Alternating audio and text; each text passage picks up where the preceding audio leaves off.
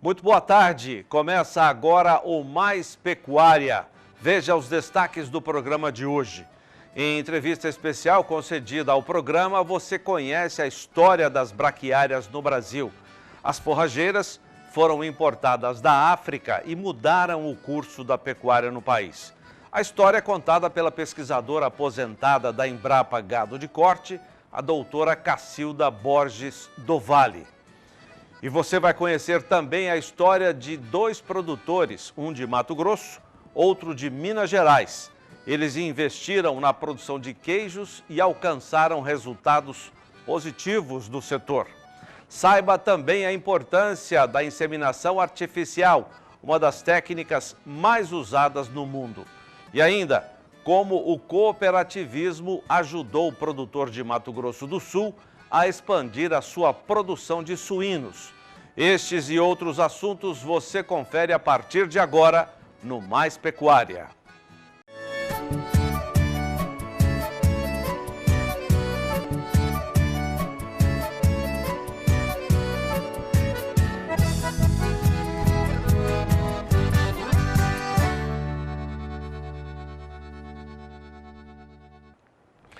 Em entrevista especial concedida ao Mais Pecuária, você conhece a história das braquiárias no Brasil. As forrageiras foram importadas da África e mudaram o curso da pecuária no país. Nós conversamos com a pesquisadora da Embrapa Gado de Corte, conhecida como a mãe das braquiárias.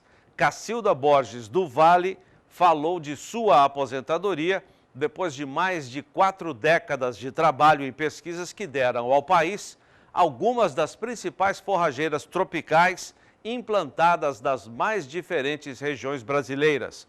O capim do país teve papel decisivo para que o Brasil se tornasse o maior exportador mundial de carne bovina e também o maior exportador de sementes de forrageiras dos trópicos. A entrevista contou com as participações do produtor rural Antônio Moraes Ribeiro Neto e do nosso comentarista João Pedro Cuti Dias. Acompanhe. Nós estamos aqui em uma entrevista especial com a pesquisadora da Embrapa Gado de Corte, doutora Cacilda Borges do Vale, que é conhecida como a mãe das braquiárias. A doutora Cacilda está se aposentando depois de atuar nas pesquisas que deram ao Brasil algumas das principais forrageiras implantadas nas regiões Central, Nordeste e Norte do país. Ela é graduada em agronomia pela Universidade de São Paulo, especializada em manejo de pastagens nativas no Departamento de Agricultura dos Estados Unidos, mestre em fisiologia de pastagens pela Universidade de Iowa e doutora em melhoramento de plantas pela Universidade de Illinois, ambas nos Estados Unidos. É casada com também pesquisador da Embrapa, está se aposentando, doutor Ezequiel do Vale, que é um dos principais difusores e mentores do conceito de boas práticas agropecuárias, o BPA da Embrapa. Para entrevistá-la, eu estou com um convidado especial, o Antônio Moraes Ribeiro Neto, produtor rural, que atua na agricultura e também na pecuária. E com o nosso comentarista, o analista de agronegócios, engenheiro agrônomo, João Pedro Cuti Dias. A Embrapa Gado de Corte difundiu o conceito de que a sustentabilidade na agropecuária brasileira está relacionada com a integração de sistemas de produção, com a integração lavoura-pecuária, com a integração lavoura-pecuária-floresta e agricultura de baixa emissão de carbono. As forrageiras exerceram e ainda exercem papel fundamental no caminho da sustentabilidade. No livro Braquiária na Agropecuária Brasileira, uma história de sucesso, dos autores João Clute Kuski, Luiz Adriano Maia Cordeiro, Gessi Secom e Priscila de Oliveira, publicado em 2013 pela Embrapa Agropecuária Oeste de Dourados, em Mato Grosso do Sul, os pesquisadores apontam que na pecuária, a braquiária decumbens foi introduzida na região centro-oeste a partir da década de 1960. Os primeiros registros de uma braquiária no país estão na década de 1950. Em anos subsequentes, Outras espécies foram introduzidas, como a braquiária umidícola, braquiária brisanta. Com isso, dizem os autores, a pecuária brasileira se intensificou e evoluiu rapidamente, chegando a ocupar 80% das pastagens cultivadas com braquiária. Eu agradeço a todos pela presença, doutora Cacilda. Muito obrigada. Parabéns pelos mais de 40 anos na Embrapa. Muito obrigada. Torinho, muito obrigado também, João Pedro. Eu começo perguntando à doutora Cacilda Borges do Vale, a senhora considera a sua missão cumprida na Embrapa? Considero uma missão cumprida, gloriosa, tive muito apoio, então sim, eu saio bastante tranquila, especialmente porque fui agraciada com um outro pesquisador que vai me substituir, que já é o líder do programa de braquiária, e que eu tive a chance de trabalhar com ele por 9 anos. Então, foi uma transição praticamente tranquila. E com isso, eu vejo que os trabalhos vão continuar na linha que a gente iniciou. Então, sim, considero sim uma missão cumprida. Vou só pegar um gancho da tua pergunta, Zaidan. Quando você estava fazendo mestrado, doutorado nos Estados Unidos, chegou a imaginar que algum dia o teu trabalho pudesse chegar a 70 milhões de hectares no Brasil, um território de 700 mil quilômetros quadrados, maior que muitos países do mundo, esse trabalho que você e a sua equipe fizeram com as braquiárias? Pois é, né, João Pedro? Eu acho que ninguém inicia uma carreira imaginando projeção. A gente tinha uma maravilha de uma coleção na nossa mão, a gente tinha tudo por ser feito. Quando essa coleção chegou na nossa mão em 1987, aliás, eu comecei os meus estudos básicos de biologia de braquiária durante o meu doutorado, tanto que a minha tese de doutorado já foi sobre braquiária. Mas aí era modo de reprodução, era número de cromossomos, experimentei fazer uns pequenos cruzamentos. Mas quando cheguei de volta a trabalhar aqui na Embrapa Gás de Corte em 86, a coleção começou a chegar em 87 e a gente com aquele monte de trabalho na mão, você nunca vai imaginar, não, daqui vai sair uma porção de cultivares que vão ter esse acerto, que vão ter essa adoção. Mas o trabalho estava ali, a gente tinha que arregaçar as mangas, a equipe era muito empenhada, nós éramos todos muito jovens, todo mundo na década dos seus 30 anos, então cheios de gás, e no fim, quando as coisas vão caminhando e você começa a olhar e você fala, mas que maravilha de capim que tem esse aqui na minha mão, tenho que empurrar isso para diante. E aqui eu empurra mesmo, sabe? A gente começa naquelas avaliações, você vê aquele material bom, passa para o colega que avalia a resistência à cigarrinha, ele olha e falou, Cacilda, bota fé nesse material aqui. Eu falei, tá bom, vamos produzir sementes, passamos para o pessoal de fertilidade e vamos passar para o pessoal que avalia sobre pastejo. E com esse fogo de chão, né, que a gente foi animando, quando sai do ensaio de pastejo, comprovando que ganhou peso, você fala, esse material é bom.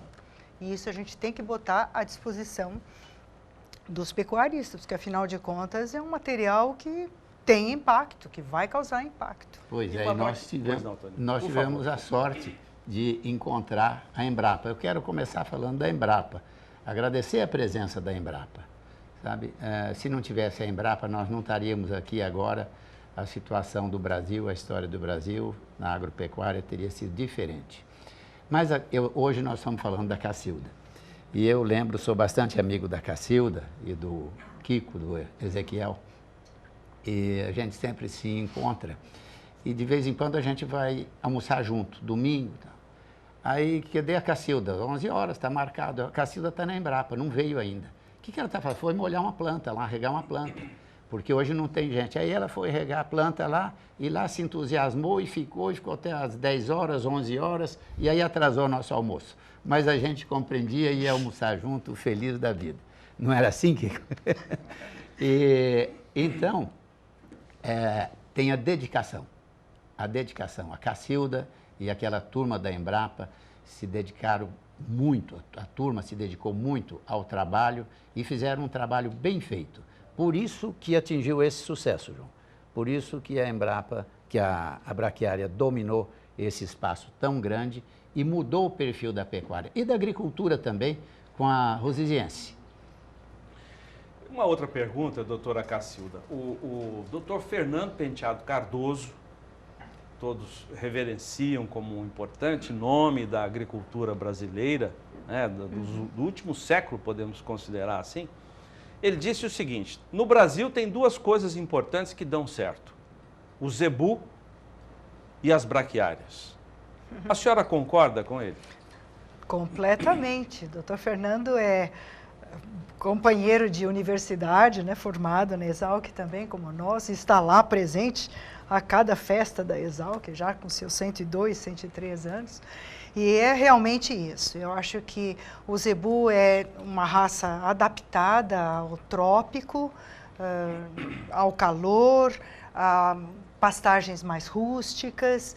E a braquiária, a grande valor dessa planta é a sua grande adaptação a esses solos ácidos que são tão comuns no centro, na parte central do Brasil. Curioso, quando eu estava na universidade, 1969 até 1973, o Brasil era um grande importador de alimentos. E lá na Exalc já se falava que no Cerrado nada dá. Não adianta querer plantar, porque no Cerrado nada dá. A saúva. A saúva é a rainha dos cerrados, o que você plantar, a saúva leva. Braquiária acabou até com a saúva. A saúva não come muito braquiária. Então, essa mudança... Então, a frase desse antiga cenário, que ficou famosa deveria ser diferente. Ou o Brasil acaba com a saúva, ou a saúva acaba com o Brasil. Então, a braquiária deveria ter acabou com a saúva. A braquiária acaba com a saúva, ou o contrário, né? Exatamente. Então, a minha noção de quando dentro da universidade eu pensava, bom, nós temos que trabalhar nessa região do Brasil que produz, que é praticamente da costa até chegar aos cerrados, né? E, no entanto, com a chegada desses capins, porque naquela época, como estamos relembrando aqui com o Toninho, o Brasil Central era o quê? Nas regiões mais férteis tinha colonião, e tinha um pouco de jaraguá e de capim-gordura, que foram os capins que chegaram nos navios negreiros e que se mostraram adaptados para a parte do Brasil e aí foram se expandindo. Quando a braquiária entrou, realmente desalojou um tanto desses capins e ela já veio da África com essa conotação. A viagem de coleta e essas coleções que foram feitas em cima de solos ácidos. Tem uma linha do tempo aqui. Em 1952, nós tivemos a braquiária decumbens, é isso? Mas era uma IPA, não era essa que a gente usa hoje. Depois, em 65, aí sim, a braquiária decumbens, que é a conhecida que nós temos. Já era a entrada da basilisque. E da África também. Também. Foi da área leste, da região leste da África? Que as coletas foram feitas todas na África do Leste. Né, perto do Oceano Índico. Isso, chegando até o Oceano. Na década de 70, nós tivemos as umidícolas. Qual a importância das umidícolas, a partir da década de 70, para o desenvolvimento da pecuária, principalmente na região central do país? Exatamente. Nessa época, a nossa braquiarinha, que já tinha entrado em 1965, e esses materiais entraram todos pelo norte do Brasil, pela região amazônica. Vieram do Suriname, da Guiana e se instalaram ali. Tinha uma equipe bastante forte de pecuária da Embrapa Belém, né, da Amazônia Oriental, e eles começaram a plantar essas braquiárias e a cigarrinha deu em cima da braquiária decumbens. Quando entrou a braquiária umidícola, em 1970, 1971, eles perceberam que ela não sofria com um ataque de cigarrinha. Então, começaram a difundir tudo por mudas, porque a produção de sementes de umidícola... Bom, a região norte do Brasil não é uma região produtora de sementes, né? Então, tudo ali era distribuído por mudas. E nessa época de 1970, já vinham chegando grandes quantidades de semente produzidas na Austrália, navios inteiros chegando no Porto de Santos, com semente de braquiária para distribuir, porque o governo tinha os programas de formação de pastagens no Centro-Oeste.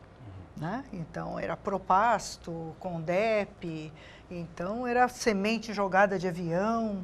Você deve ter presenciado isso aqui. 70, Para 72. o Toninho, as umidícolas tiveram uma importância grande lá na sua atividade. Principalmente no Pantanal. Principalmente no Pantanal. E ela vem evoluindo. Nós tivemos primeiro a umidícola, depois a alhaneiro, e agora Tupi, né? Tupi.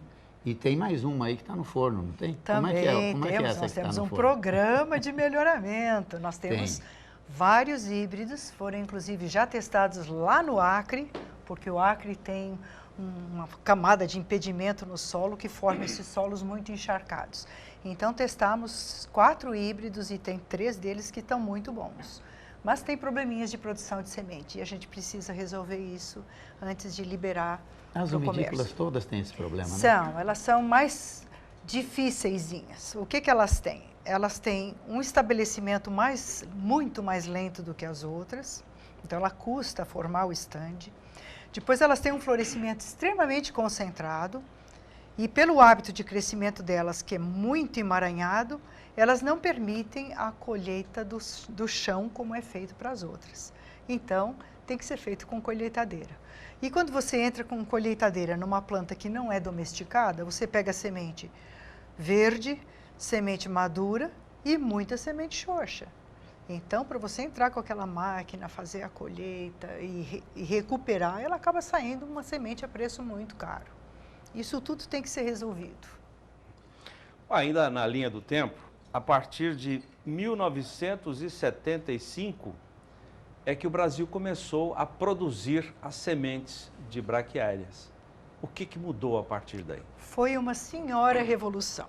Chega de importar, se nós conseguimos produzir aqui, vamos tentar produzir, mesmo com produtividades às vezes mais baixas. Isso impôs uma mudança de atitude.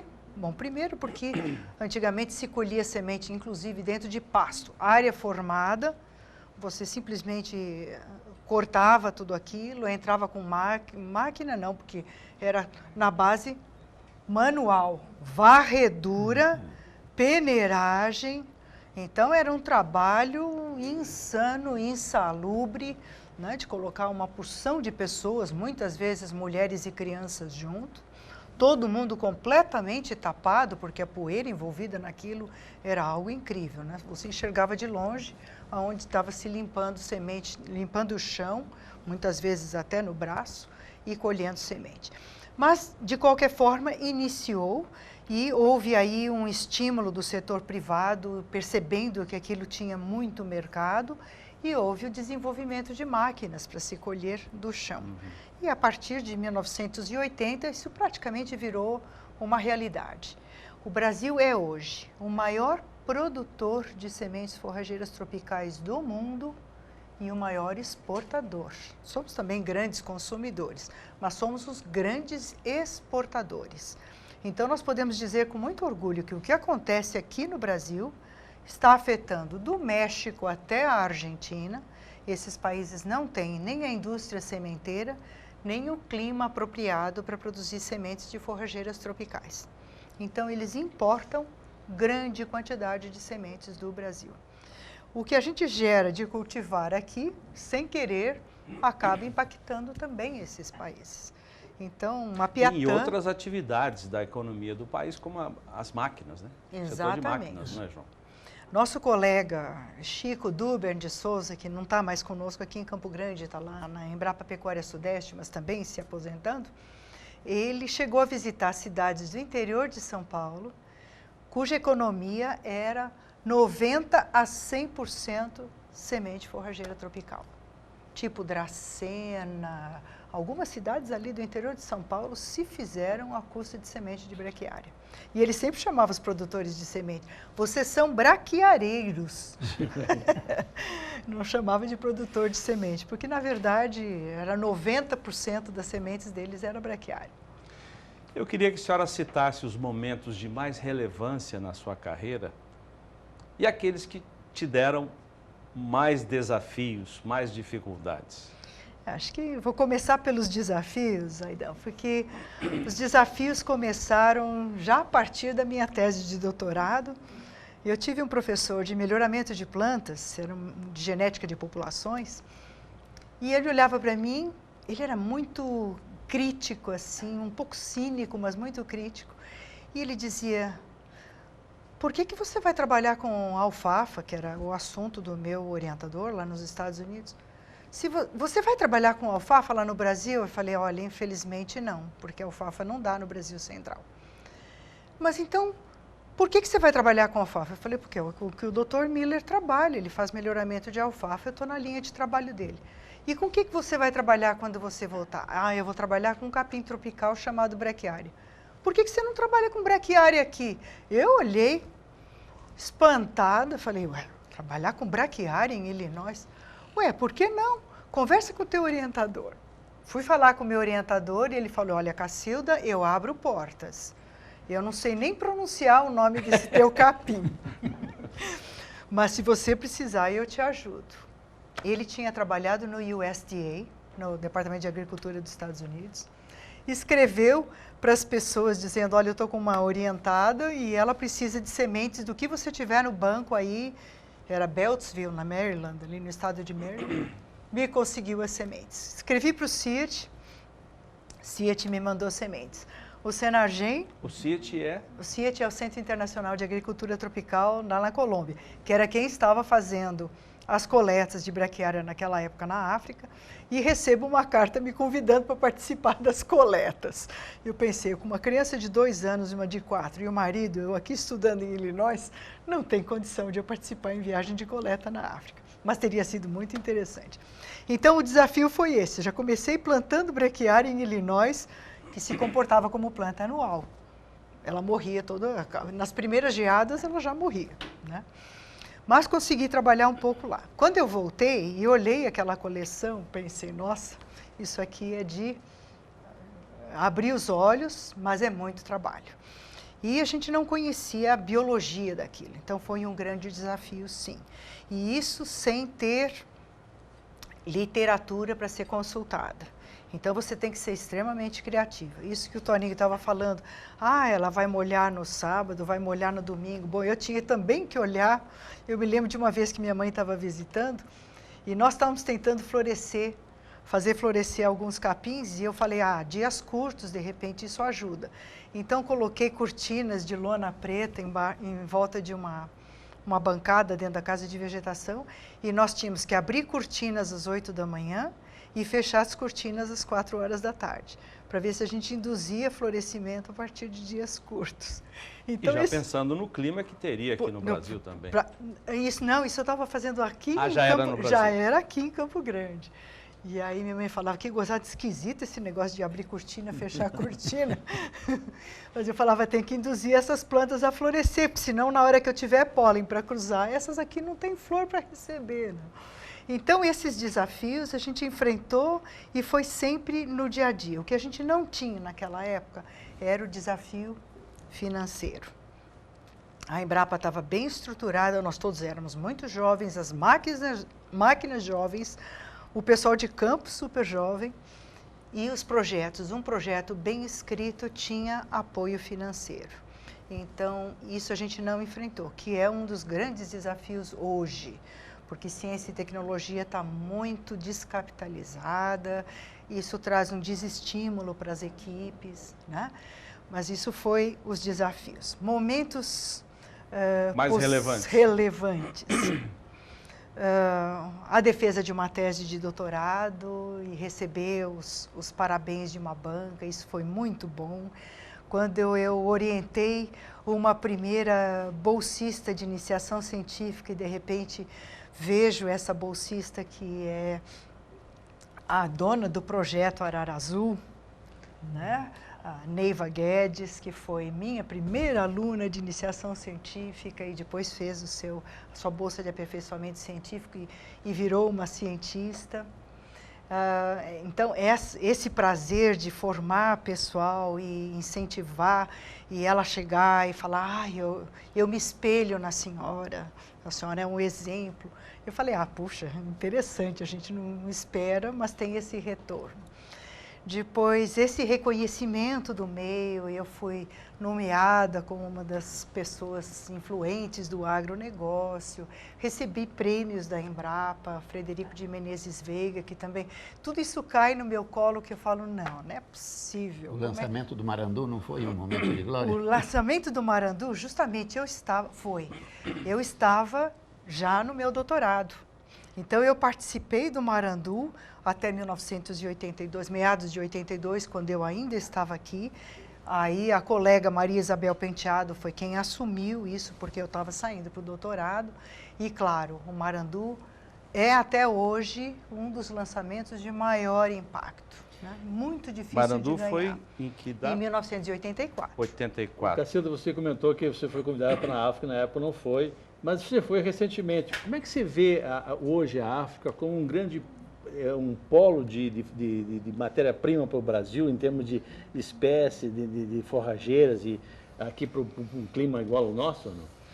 É muito interessante essa tua questão, João Pedro.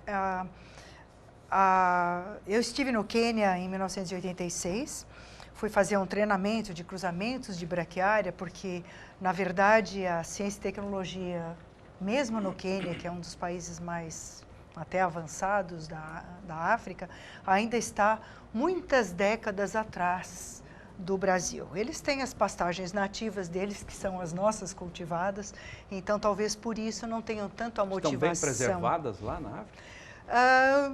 Em termos, eu acho que a gente está tendo alguma perda genética, com certeza, por conta de aumento de rebanhos, aumento de população. Sem dúvida nenhuma, o ser humano é o maior predador do planeta. Então, sempre que você tem aumento de população, você acaba desalojando outros seres vivos, né?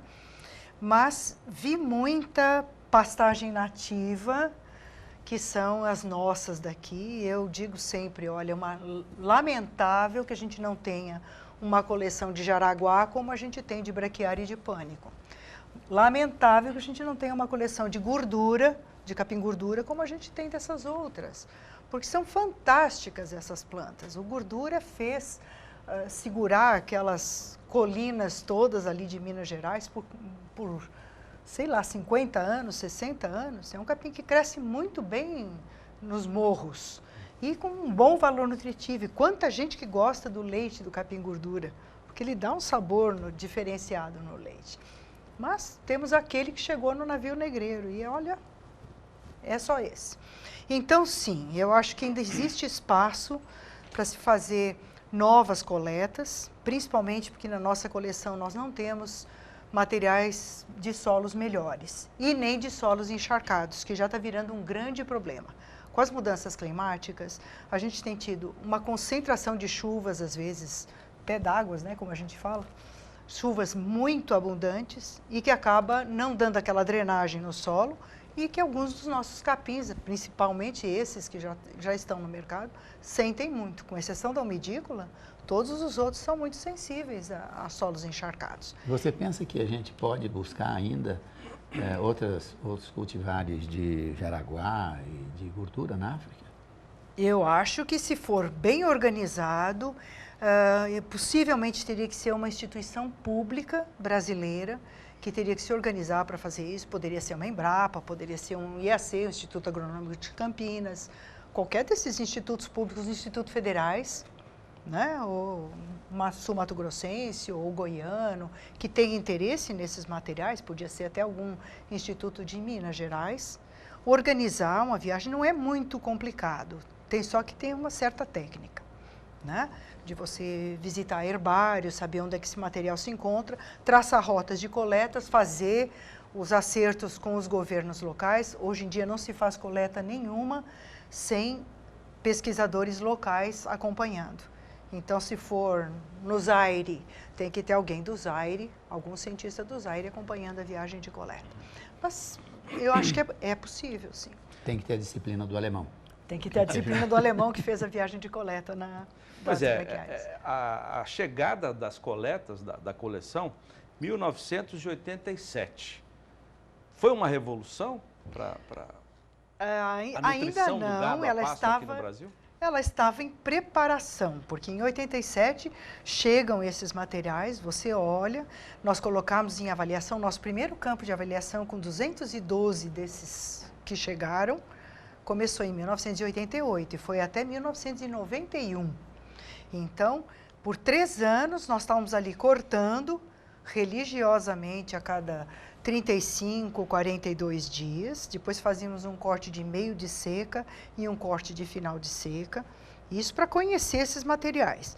E ali tinha brisanta, umidícula, decumbens, nigropedata, braquiária jubata, quer dizer, tinha coisas que a gente nem conhecia. E pouca gente conhece, talvez, no Brasil, não é, João? Mas estão lá conservadas e são convidados para visitar essa coleção. Quem quiser conhecer, ela está disponível no campo, lá na Embrapa Gado de Corte. Mas, então, foi um estudo. Então, ali estava a preparação, que no fim acabou chegando a primeira que nós lançamos foi em 2003, que foi a Charaés, e essa depois de passar nessa avaliação agronômica até 1991, ela foi para multiplicação de sementes e depois ela entrou no ensaio que a gente antigamente chamava de fase 2, porque a fase 1 era agronômica. A fase 2, a gente montava piquetes de 1.000 metros quadrados em 2 repetições, colocávamos o animal em vez de passar a cortadeira. Então, o animal era o nosso corte. E depois de 2 anos, nós dizíamos, ó, dessas 9 que nós passamos aqui, 4 vão seguir para os ensaios de pastejo. Na fase 2 é o efeito do animal subir o pasto, a gente queria saber se o material aguentava pisoteio, se aguentava boca de boi, mas depois na fase 3 era o efeito do pasto sobre o animal. Aí a gente avaliava, pesava o animal e via o desempenho animal. Então a Charaés passou num ensaio de pastejo entre 2000 e 2002 e ela foi testada aqui, lá em Instituto de Zootecnia em Nova Odessa e lá na Bahia, porque nós fizemos um ensaio em rede. E nesse mesmo ensaio correu a Piatã, que foi depois lançada em 2007. Então, aproveitamos um ensaio e eram 4 brisantas, 50% foi, 50% ficou no caminho. Né? 2 saíram, a Charaés e a Piatã. Então, todo esse trabalho, por isso que eu valorizo demais o trabalho da nossa equipe, Zaidan. Eu acabei saindo como a mãe das braquiárias, mas eu sempre brincava com os nossos colegas que, na verdade, eu sou a avó, porque a mãe são vocês que fazem a avaliação do desempenho animal. Se o animal não ganha peso, nós não chegamos lá. Se ele não mostrar que ele realmente ganhou. Cacilda, você comentou muito em cima da pecuária. Hoje no Brasil, toda a fronteira agrícola para a expansão da produção de grãos, a sua grande maioria são solos arenosos. E a braquiária passa a ser um elemento indispensável no processo. Só que nesse solo arenoso, você vai colocar mais, quando entra no processo de integração, você coloca mais fertilidade no solo. Tal. Não seria o momento também de buscar, porque hoje praticamente a grande maioria, não vou dizer 100%, mas 90% é rosizense.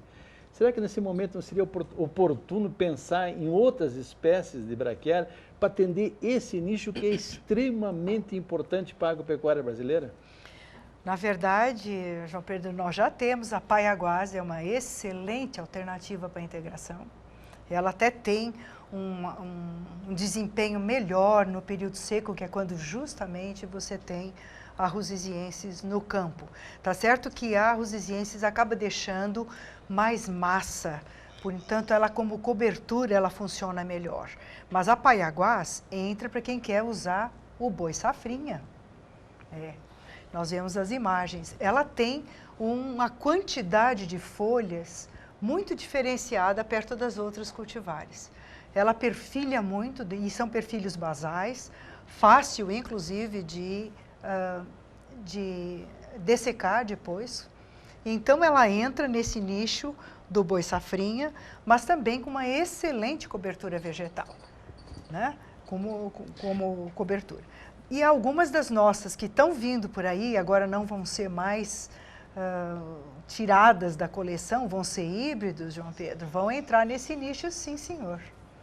Vão entrar no nicho de material para integração. Nós estamos vendo a parte aérea, mas e a raiz? Hoje há uma preocupação muito grande de você criar condições para aquela microbiota do solo se manter, enriquecer, e talvez seja a maior fonte de fixação de carbono da atmosfera, essa microbiota. Como é que você vê a questão das raízes? Qual é dessas braquiárias que teria maior capacidade de formar um sistema radicular mais intenso, com maior volume?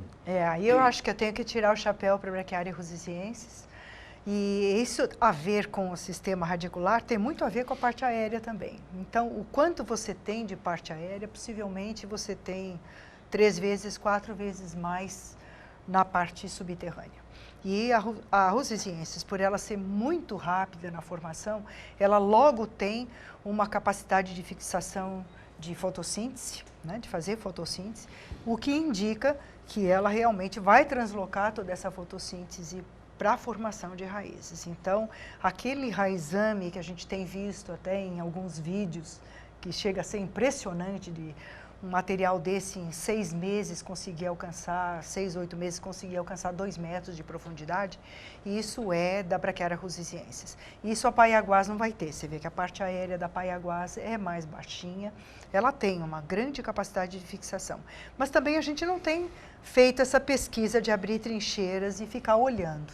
Então, talvez é uma culpa nossa de a gente também não estar olhando esse sistema radicular. Nós estamos trabalhando na fixação. Mas essas coisas estão acontecendo também. Eu gostaria de dizer, não para a Cacilda, porque ela sabe disso, mas para dizer para nós, de modo geral, falar da importância da pesquisa. Quando chegaram as braquiárias, que fez essa revolução, ela trouxe muitos problemas. Os primeiros problemas foram a cigarrinha e a fotossensibilidade nos bovinos.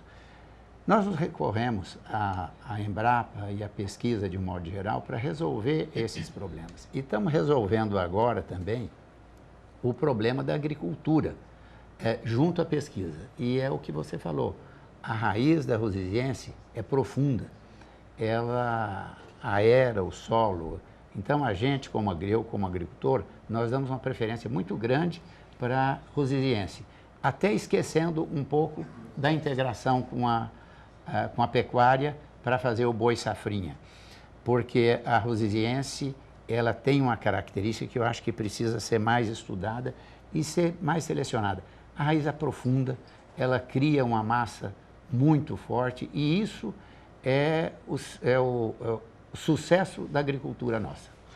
A rusiziensis, que é muito usada para fazer a palhada no plantio direto, é uma forrageira revolucionária para a agricultura e a pecuária do país? Ela vai entrar muito mais nesse nicho de integração do que ela vai entrar nos nichos dessas outras cultivares que são realmente para produção animal, mais para produção animal.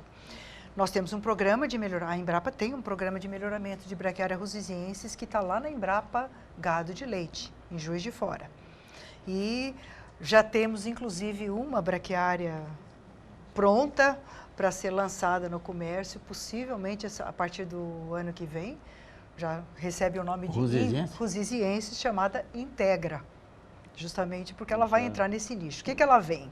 Ela vem com uma proposta de continuar esse desempenho muito bom da parte aérea e possivelmente das raízes também, mas ela está incorporando um pouco mais de resistência à cigarrinha, porque a rusiziensis é uma planta que não é das rústicas. De todas as braquiárias é a menos rústica.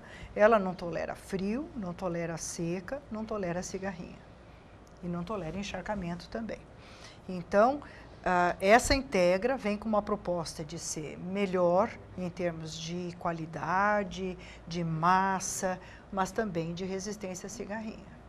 Ainda falando da linha do tempo, nós tivemos o início das pesquisas híbridas, para fazer as forrageiras híbridas. Seria a grande solução do Brasil para esse problema que a senhora está citando, não tolera cigarrinha, não tolera áreas encharcadas, as forrageiras híbridas seriam uma solução daqui para frente para melhorar o que nós já temos? Nós temos que pensar que extrair coisas boas desse banco de braquiárias, de 450 acessos que são mantidos aqui em Campo Grande, ou isso é verdade também para o banco de pânico máximo, que está também na Embrapa Gado de Corte, que tem seus 420 acessos de pânico máximo, extrair as melhores coisas desse banco, nós já fizemos. Desde 1980 até 2010, exploramos tudo que a gente podia de dentro desse banco, e isso é uma estratégia finita, porque dali depois não vai sair mais nada. Então, por isso que o melhoramento genético, onde a cada cruzamento nós estamos gerando nova variabilidade, é uma busca que vai ser praticamente infinita. Daqui para frente, nós sempre vamos poder recorrer ao banco de genes, que são esses bancos de germoplasma, buscar ali alguma coisa interessante, não necessariamente, no caso das braquiárias, na mesma espécie. Pode ser que ela esteja numa outra espécie, mas nós aprendemos... gordura, que a senhora citou. No gordura, a gente só tem o gordura. E ele não cruza com braquiária. E ele não cruza com pânico máximo. Então, nós temos que usar pelo menos o mesmo gênero. Mas nas braquiárias, nós sabemos que a gente cruza rusisiensis com brisante e com decumbens. Essas três se cruzam. A Cacilda aqui tentou cruzar a umidícula nessa brincadeira. A umidícula não cruzou com nenhuma dessas três. Eu até tentei. Mas ela tem uma constituição genética que não é viável de cruzar com essas aqui. Então, o programa de melhoramento de umidícula está sozinho, mas ela cruza com a verdadeira dictioneura. Não essa dictioneura que é o capim lhaneiro que está aqui no comércio. Tá? Então, isso são linhas ainda a serem exploradas a partir do banco. Que outras coisas tem no banco de curioso? Tem nigropedata, que veio da África com a fama de ser muito boa forrageira. E dentro dessas, eu tenho 32 nigropedatas dentro desse banco. Dentro dessas nigropedatas, algumas a cigarrinha está passando a 200 metros e ela já está morrendo, modo de dizer. Então, ela é muito suscetível à cigarrinha, mas tem umas quantas ali que são resistentes à cigarrinha. Doutora, e essas tecnologias novas, como a CRISPR e outras tecnologias que você botar genes de fazer a braquiária transgênica, você acredita que nos próximos anos vai virar realidade isso ou não? Essa do CRISPR nem é fazer transgenia, né, João Pedro? É fazer a edição do gene dentro da própria planta. Então, não seria considerado um transgênico porque você não está trazendo genes de fora. Mas aí eu volto na tua pergunta, porque então, de repente, por transgenia, nós poderíamos importar alguma coisa de interessante do gordura para dentro da braquiária, ou do pânico para dentro da braquiária. Isso seria possível fazer. Forrageira são consideradas na ciência como culturas órfãos. Meu filho pródigo. Nós temos condições de fazer transgenia aqui na Embrapa? Não nessa Embrapa, teríamos até, mas na Embrapa Senagem tem tentativas já de estudar a transgenia, de já fazer mais a edição de genes ou mais outras biotecnologias estão sendo trabalhadas lá na Embrapa em Brasília, na Embrapa Biotecnologia. Temos parceria muito forte com um grupo muito interessante que inclusive estudou o modo de reprodução da braquiária e dos pânicos, que é a apomixia.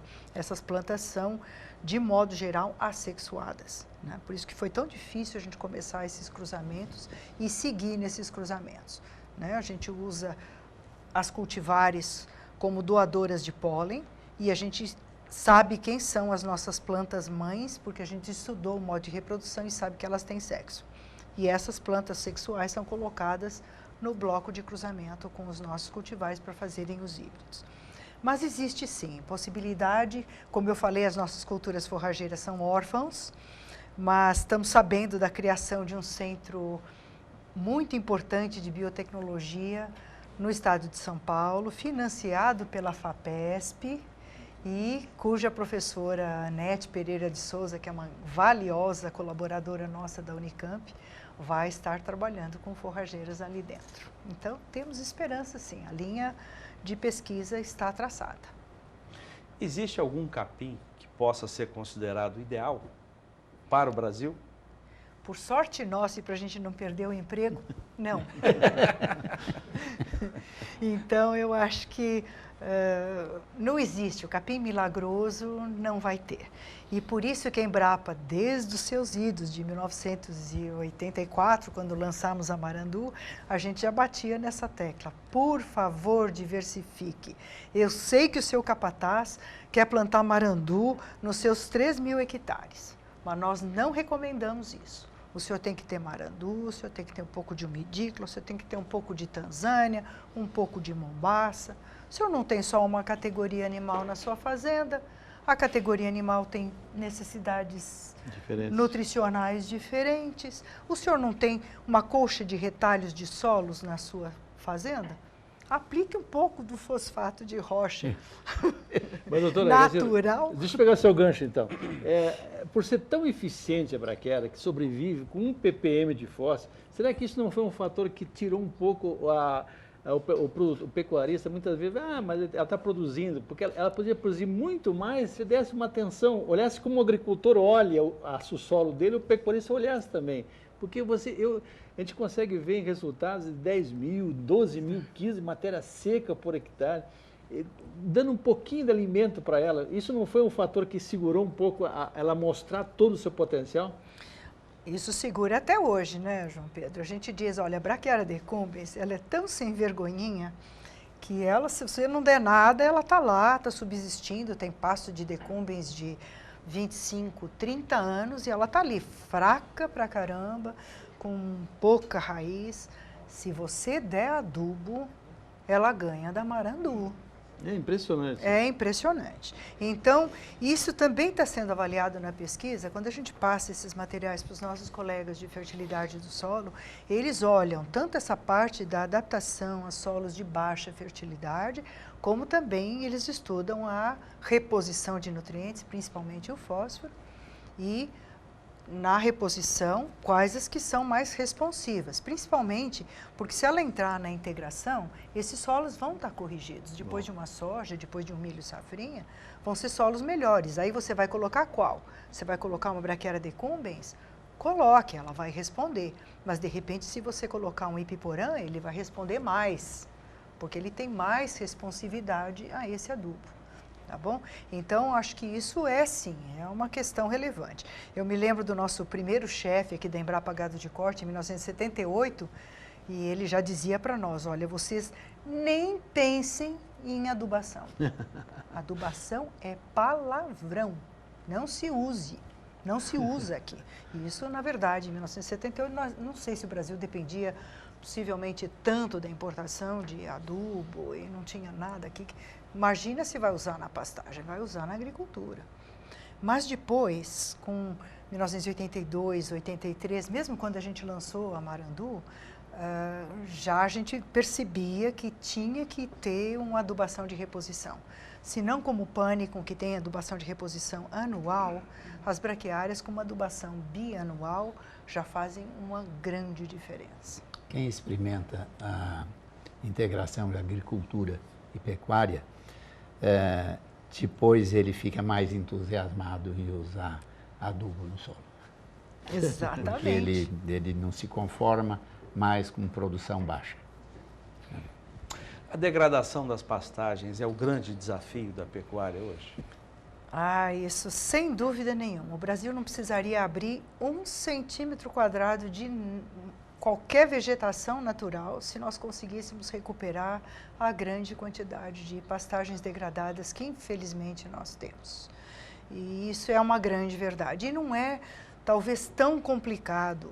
Eu tenho às vezes participado de algumas visitas do BPA, das boas práticas agropecuárias, e nós andamos ali pelaquela região de Camapuã e a gente vê pastagens que a gente nem sei se pode chamar de pastagem, porque na verdade o animal está ali andando com um frio na canela, como a gente diz, né? Porque não tem nada que cubra aquela canela, mas a gente visita uma fazenda de uma pessoa que faz novilho precoce e que aplica boas práticas agropecuárias e você vê o que é uma diferença. Pânico máximo numa fazenda de areia como aquela. E não era nem mais Tanzânia, ele já está plantando Uzuri e Mombaça, que são plantas muito exigentes. Eu sempre brinco que trabalhar com solo arenoso é muito mais fácil do que trabalhar com argila. Isso não é brincadeira, não, isso é uma verdade, porque quando a gente fez as nossas redes de ensaios regionais, que nós fizemos com 11% de argila e com 38% de argila, todos os capins foram melhores com 11% de argila. E nós estávamos testando, inclusive híbridos, nós estávamos testando 7 materiais diferentes, entre brisanta e híbridos. Todos eles foram muito melhor na areia. E na areia que tinha sido estilosantes antes. Ou seja, era uma areia que já tinha sido enriquecida com matéria orgânica e depois nós fizemos uma adubação básica para 35% de IVC. E levamos esse ensaio por 2 anos. E nos 2 anos nós não pusemos nada de adubo, mas todas foram melhor. Então, sim, é muito importante que a gente começasse pequeno. Você tem uma propriedade de 2.000 hectares, conserta 200 hectares esse ano, de repente você conserta mais 150 o ano que vem, depois mais 200 no outro.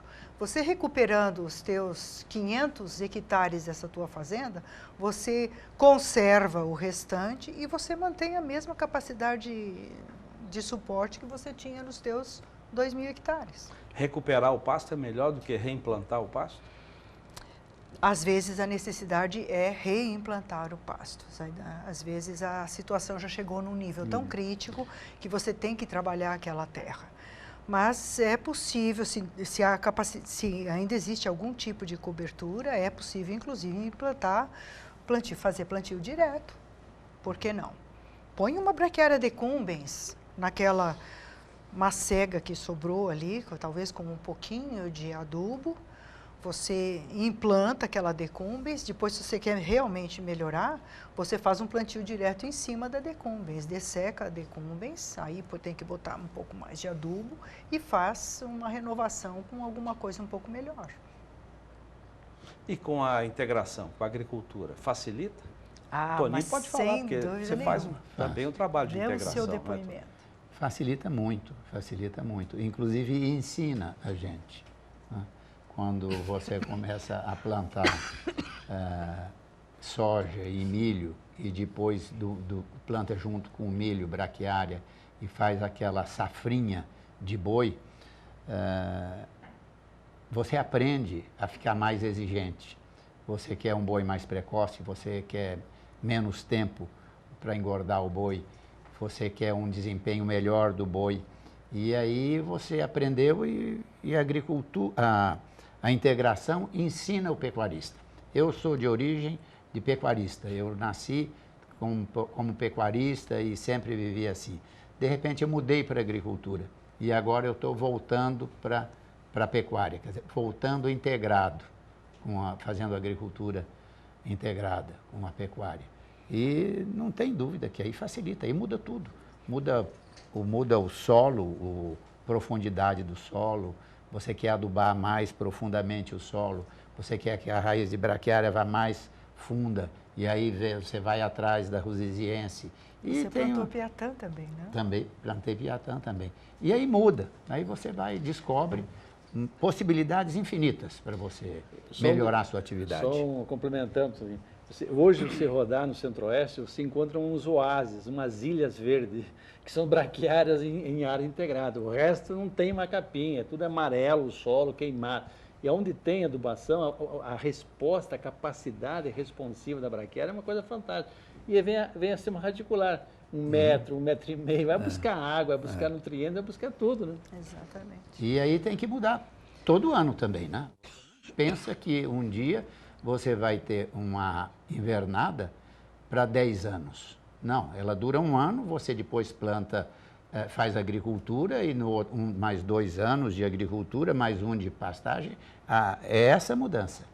Está bem dinâmico. Na questão da produtividade, na agricultura nós vimos um avanço fantástico, né? Soja de 30 sacas por hectare para 50, 60 sacas. E a produtividade das forrageiras? O Brasil pode aumentar, melhorar isso? Com certeza. Mas tem esse investimento tecnológico, é tudo um pacote tecnológico. Eu costumo brincar com os meus colegas que são do melhoramento animal, porque a genética animal progrediu demais, né, nessas últimas 3 décadas. Então, nós temos um Nelore super precoce, muito melhorado, os brangos todos, os cruzamentos de Nelore com Angus. Então, a genética animal melhorou muito. E eu brinco com eles dizendo, olha, a genética entra pela boca. A genética contribui muito, mas se não tiver boia, se não tiver pasto, porque 85 a 90% do nosso gado é pasto, né? A terminação é os últimos 6 meses, né, Toninho, que põe no confinamento. Mas ele vem da onde? Ele vem de um pasto. Quando a gente começou aqui na Embrapa em 1978, os bois que iam para matadouro, nem era frigorífico, era na base de 5 a 6 anos, aonde a gente achava animal precoce. Não tinha carne de qualidade, não é? E hoje em dia você tem super precoce, você tem precoce, você tem carne de altíssimo valor nutricional e de muito bom valor nutritivo, muito bom sabor e etc., né? De muito boa qualidade. Então, a mudança foi muito grande mesmo. Então, eu acho que acompanhamos tanto a melhoria do boi, a melhoria do pasto está vindo atrás. Ela está vindo aí, mas ela precisa de ser o pacote tecnológico, aquilo que nós estávamos conversando. Precisa entrar com... não é largar dizer o capataz que manda e que vai formar a fazenda inteira da mesma coisa e que vai fazer pastejo contínuo eternamente. Tem que ter um pouco mais de presença, talvez, do proprietário e dizer, não, nós vamos cercar, vamos fazer um pouco de pastejo rotacionado, vamos fazer uma reposição de adubação. Lavoisier já dizia, nada se cria, tudo se transforma. O que o pasto está pegando é o que tem lá embaixo. Se não tiver nada lá embaixo, ele também não vai ter nada aqui em cima. Do lado pessoal, a senhora se aposentou da Embrapa, depois de mais de 40 anos. Vai pescar daqui para frente? Dependurou a chuteira ou vai continuar na ciência também? É muito difícil, né, Zaidan? A gente simplesmente arrancar raízes de 44 anos e dizer, agora virei a página e vou fazer outra coisa.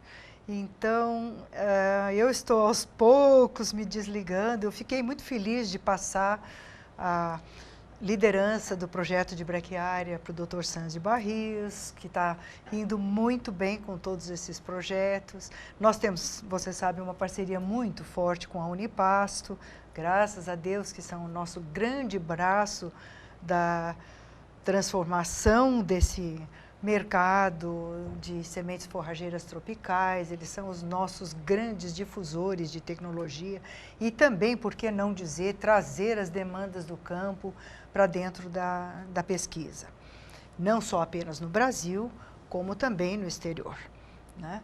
Então, eu combinei com a Unipasto, estou fazendo um acerto de ser consultora, pelo menos até o final do ano, então com direito a ainda ir ao meu escritório na Embrapa, vou participar de dias de campo da Unipasto. Eles fazem a comercialização não apenas no Brasil, mas também no exterior. E eu já fiz isso bastante. Eu estive na Nicarágua, na Venezuela, na Colômbia, fazendo dias de campo, apresentando essas nossas cultivares e dando treinamento para os vendedores de semente. Ainda estou gravando vídeos para o Pasto Certo, que é este nosso aplicativo que eu peço que todo o público use, porque precisamos da demanda, do retorno, e estamos fazendo, justamente lá é possível fazer a recomendação de cultivares, a escolha de cultivares, estão lá as características de cada uma delas, das 22 cultivares que estão lá dentro. Então, ainda vou gravar esses vídeos para o Pasto Certo. Eu estou convidada para dar uma palestra no Congresso Internacional de Pastagens, que vai ser em Nairobi, no Quênia, em outubro do ano que vem. Então, como você pode ver, não dá simplesmente para fechar o livro e sair para pescar. Tem um provérbio japonês que diz o seguinte: se você trabalha no que você gosta, você nunca trabalhou na vida. Então, eu vou fazer uma brincadeira com a Cacilda, ela nunca trabalhou na vida. Agora ela vai continuar trabalhando. Exato, agora eu vou ter o prazer sem compromisso, porque eu não tenho que assinar ponto, eu não tenho que cumprir algumas das burocracias que o pesquisador está envolvido hoje em dia, mas vou ter todo o prazer, olha que coisa boa. Ser casada com também pesquisador da Embrapa ajudou nisso tudo, há mais de 40 anos? Eu acho que isso foi essencial, nós somos casados há 46 anos, nós já fizemos a universidade, viajamos, fizemos o mestrado e o doutorado juntos. E eu acho que se não tivesse sido nessa condição, ou a gente não estaria junto, né? Ou o casamento não teria durado, ou não teria dado certo, eu acho, com uma pessoa de outra profissão. Porque a gente tem que ter essa dedicação. Inclusive, muitas vezes o marido falava assim, acho que eu vou me disfarçar de braquiária aqui em casa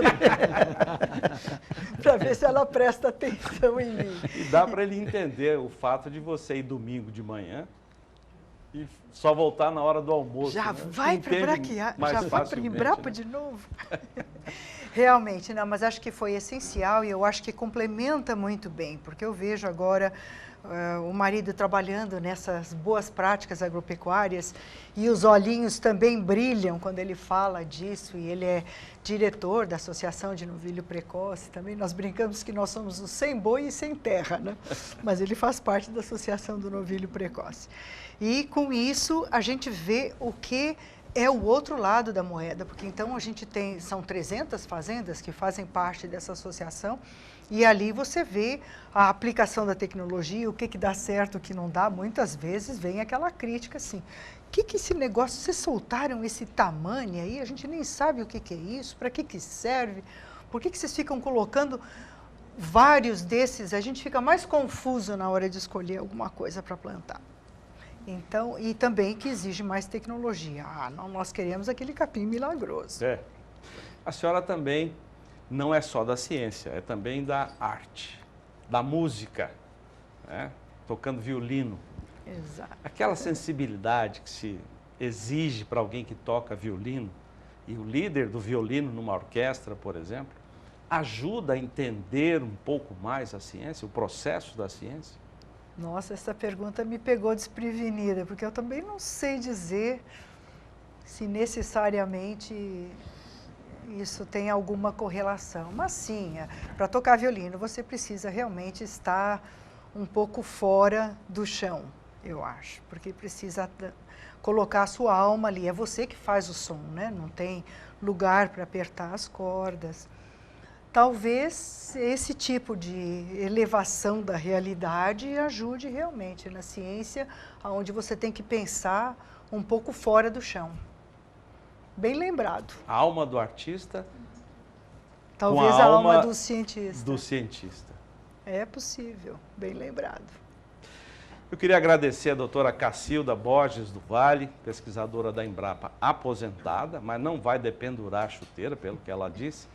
E eu vou deixar as considerações finais para vocês e depois a senhora também, para a gente encerrar essa conversa. Toninho, por favor. Olha, eu como produtor rural, eu quero agradecer a Cacilda, a Embrapa toda, e no caso agora aqui a Cacilda, pelo tempo que ela dedicou e pelo serviço que ela prestou a nós produtores rurais. A agricultura sem a Rosiziense, e nós não sabíamos para que servia a Rosiziense antes da pesquisa, podia ser um capim que deveria ter, mas a pesquisa nos mostrou por quê, para que servia a Rosiziense. a umidícola, com os cultivares todos e os que vão sair ainda, foi a pesquisa que nos ensinou, foi a Cacilda que nos ensinou. Então, como você falou da mãe das braquiárias, no começo eu fiz uma brincadeira, eu conheci a Cacilda como a Miss Braquiária. É ela que nos apresentou a braquiária, que nos mostrou para que se... E eu sou grato a você, Cacilda. Muito obrigado. Imagina. Eu não, os pecuaristas e os agricultores. Eu acho que eu não fiz mais do que a minha obrigação. O Cacilda, nós, como profissional, eu sou agrônomo, a gente vê o resultado do seu trabalho. E a gente fica animado, dá orgulho de ser brasileiro, ver que tem uma pessoa como você, que você trabalhou, colocou a alma no negócio. E conseguiu uma coisa que fez uma revolução no Brasil. Fez uma revolução na criação de gado e agora está fazendo uma revolução na produção de grãos. Nosso país tem que ter muito orgulho de gente igual a você. Porque quando o Zé perguntou se você ia pendurar a chuteira, eu falei, pô, tomara que não. E graças a Deus que você não vai, porque você tem esse conhecimento que você acumulou ao longo do tempo, que você transformou em realidade, é muito importante para o nosso país e muito importante para todo o setor que produz alimentos no Brasil. Os agradecimentos vieram de gente que tem pé na terra há muito tempo. Exatamente. Bom, eu acho que a gente foi educada de uma forma a dar retorno para a sociedade, né? Então, por isso que eu digo que eu acho que eu não fiz mais do que a minha obrigação. A gente tive uma formação agronômica muito boa, estava no lugar certo, na hora certa, eu cheguei, a coleção de braquiária chegou, então a gente tinha uma equipe fabulosa à nossa disposição, como eu falei, não tinha restrição de recursos naquela época. Então, com esse ferramental, ok, eu concordo que o empenho e a dedicação é uma coisa que tem que vir junto. E eu, graças a Deus, estou vendo isso na nova geração de pesquisadores que estão entrando na Embrapa. Nós temos uma turminha bastante empenhada e por isso que também eu fico bastante tranquila de estar deixando o meu espaço ali na Embrapa com gente que está muito comprometida e por isso mesmo a gente vai ter uma continuidade de sucessos dentro dessa linha. Mas é uma experiência diferente essa da gente não ter aquele compromisso. E eu ainda vou ter que ver bem como é que a gente vai lidar com essa falta desse compromisso. Então, eu espero que o setor também não me esqueça, que de vez em quando nos acione. E fico muito grata por essa oportunidade de compartilhar com vocês esses momentos tão agradáveis. O compromisso está dentro de você. Você vai continuar levantando cedo para trabalhar. Eu nunca trabalhei. Porque nunca trabalhou. Nunca trabalhou. Exatamente. Isso eu digo sempre para a nossa turminha. O que vocês fizerem, coloque o que vocês têm de melhor para fazer. Porque isso vai dizer para vocês que vocês estão fazendo isso com prazer, não é sacrifício nenhum vocês estarem aqui no sol, na chuva, porque vocês estão fazendo isso com amor. E fazendo com amor e com dedicação e, claro, com a base científica, é a receita do sucesso. Certo? Muito bom, né? Parabéns. Obrigada a vocês. No próximo bloco, destaque para a produção de queijo. Você vai conhecer uma produtora de Mato Grosso que produz queijos artesanais com leite da raça Jersey. E ainda, a história de um produtor que investiu no queijo Frescal e em 10 anos tornou-se líder de mercado na região do Triângulo Mineiro. Já voltamos. O Mais Pecuária está de volta e nós falamos de produção de queijo. Você vai conhecer agora o trabalho de uma produtora de Sorriso, município de Mato Grosso, que produz queijos artesanais com leite da raça bovina Jersey. A reportagem é de Valdir Pacheco.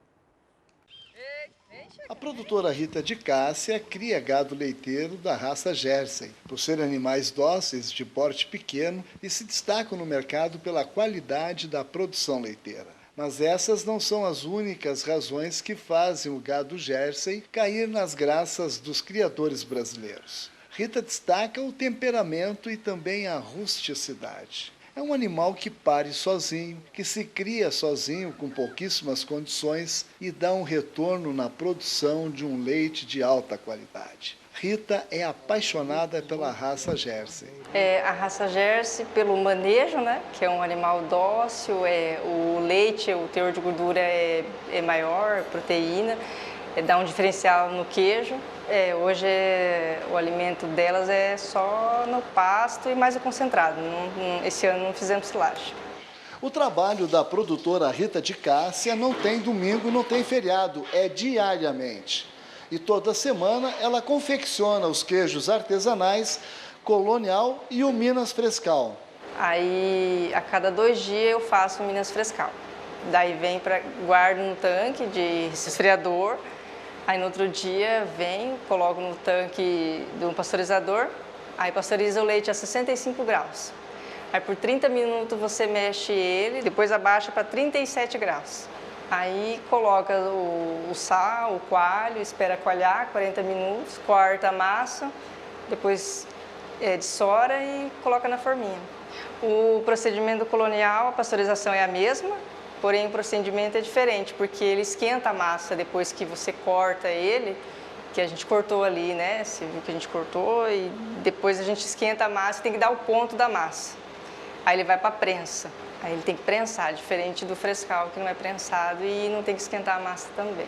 O sítio Vila Láctea é o primeiro a receber a certificação estadual como livre de brucelose e tuberculose animal. Tudo mudou quando Rita conseguiu o selo municipal para poder comercializar os seus produtos derivados de leite. Quando eu comecei a fazer queijo, eu não tinha o selo de inspeção, que é o selo municipal do Sim. Depois que a gente adquiriu o selo, o que aumentou? As vendas, porque a gente pôde colocar no mercado, está entregando na merenda escolar, não tem aquela correria de estar vendendo em porta e com o tempo o queijo pegou nome, né? Ficou conhecido e as pessoas hoje vêm atrás de mim, atrás do queijo. De Sorriso, Mato Grosso, Valdir Pacheco. Nós continuamos com destaque para a produção de queijos. Cansado de depender dos recursos financeiros do pai, um jovem produtor rural de Minas Gerais resolveu empreender e investiu na produção de queijo frescal. Em 10 anos, tornou-se líder de mercado no Triângulo Mineiro. Veja na reportagem. Em tempos de crise, boas ideias são amigas do empreendedor.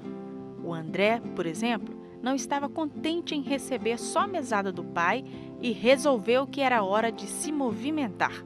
Começou vendendo galinhas e milho verde que colhia da plantação do pai, ainda aos 18 anos de idade.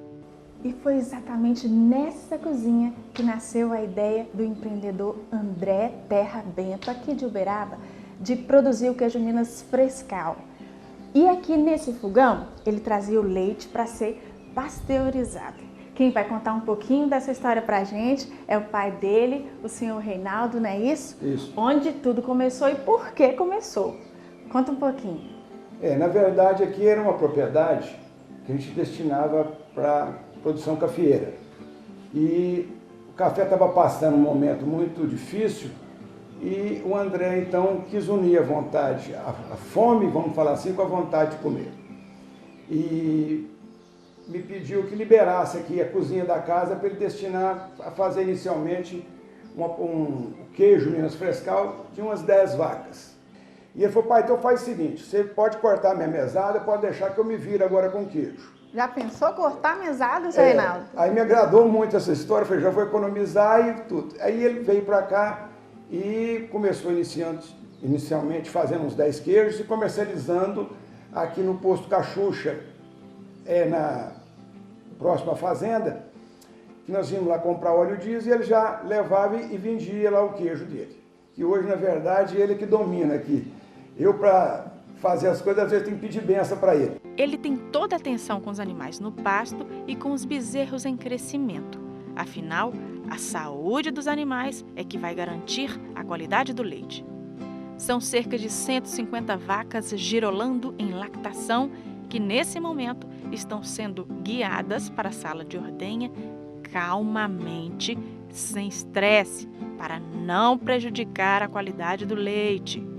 Por dia, são realizadas 2 ordenhas.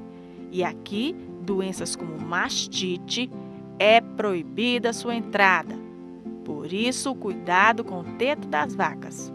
Saúde animal é coisa séria. Para melhorar a qualidade de seu queijo, André aproximou a sala de ordenha da agroindústria para facilitar a produção e ganhar nos processos de higienização. São 300 quilos de queijo fabricados todos os dias por esse time de sucesso que veio diretamente da região nordeste do Brasil para trabalhar com o empresário na fazenda. Tudo aqui é higienizado para dar ao consumidor a garantia de que o produto é de qualidade. Em 10 anos, André se tornou líder de mercado no comércio de queijo frescal na região do Triângulo Mineiro e pretende expandir seu negócio e as estruturas da queijaria. Futuramente, quer construir um compost bar, que é uma espécie de espaço físico coberto onde as vacas leiteiras possam descansar durante todo o ano e produzir a compostagem do material da cama. Seria um celeiro de compostagem. A produção de leite, como vocês podem ver, ela é tirada toda na propriedade. O leite é canalizado, vai diretamente para a indústria, não tem nem contato com o ar. E buscamos foco mesmo na qualidade, no giro rápido, que é o que o consumidor busca no Minas Frescal. É um giro rápido, um queijo sempre fresquinho. E é isso, então buscamos agora, vamos estar ampliando a fábrica e buscando atender outras cidades, outros estados para estar expandindo a produção. A gente está no IMA e o IMA tem um selo que chama CISB, que aí a gente vai estar solicitando ele agora, neste ano 2019, que ele vai nos permitir vender em qualquer estado, entendeu? E já, graças a Deus nós temos muitos clientes que têm lojas em outros estados e eles querem levar o nosso queijo para essas lojas. A Emater Minas é um dos parceiros do André e o orienta tanto no trato com a queijaria e a sanidade animal, quanto no auxílio ao acesso a políticas públicas como o PRONAF, Programa Nacional de Alimentação Escolar e a Terleite. A única imprevisto foi que, quando nós planejamos, né, a organização dessa agroindústria, nós tínhamos, junto com eu e o André, e nós estabelecemos um teto, né, para a produção, e não imaginávamos que a demanda seria tamanha que, num curto espaço de tempo, ele precisasse fazer uma ampliação para praticamente dobrar, né, a produção dele. Aquela velha máxima de que sonhar pequeno e sonhar grande gasta o mesmo combustível ou dá o mesmo trabalho e leva o mesmo tempo, condiz bem com a história que acabamos de contar.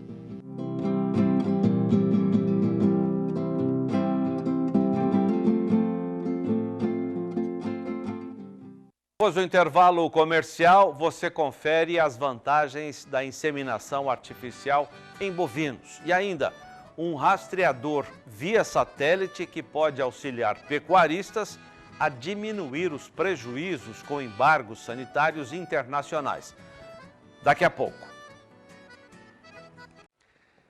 O Mais Pecuária já está de volta para falar da inseminação artificial em bovinos, que é uma das técnicas mais usadas na pecuária mundial. São milhões de fêmeas inseminadas por ano. O uso da técnica é uma ferramenta essencial para o melhoramento genético e aumento da eficiência produtiva dos rebanhos. Veja na reportagem de Kylie Rodrigues quais são as vantagens dessa técnica. Com a utilização da IATF, tornou-se possível obter melhoramento genético associado à eficiência reprodutiva. Na bovinocultura, 3 métodos de ressincronização em vacas de corte e leite são frequentemente utilizados.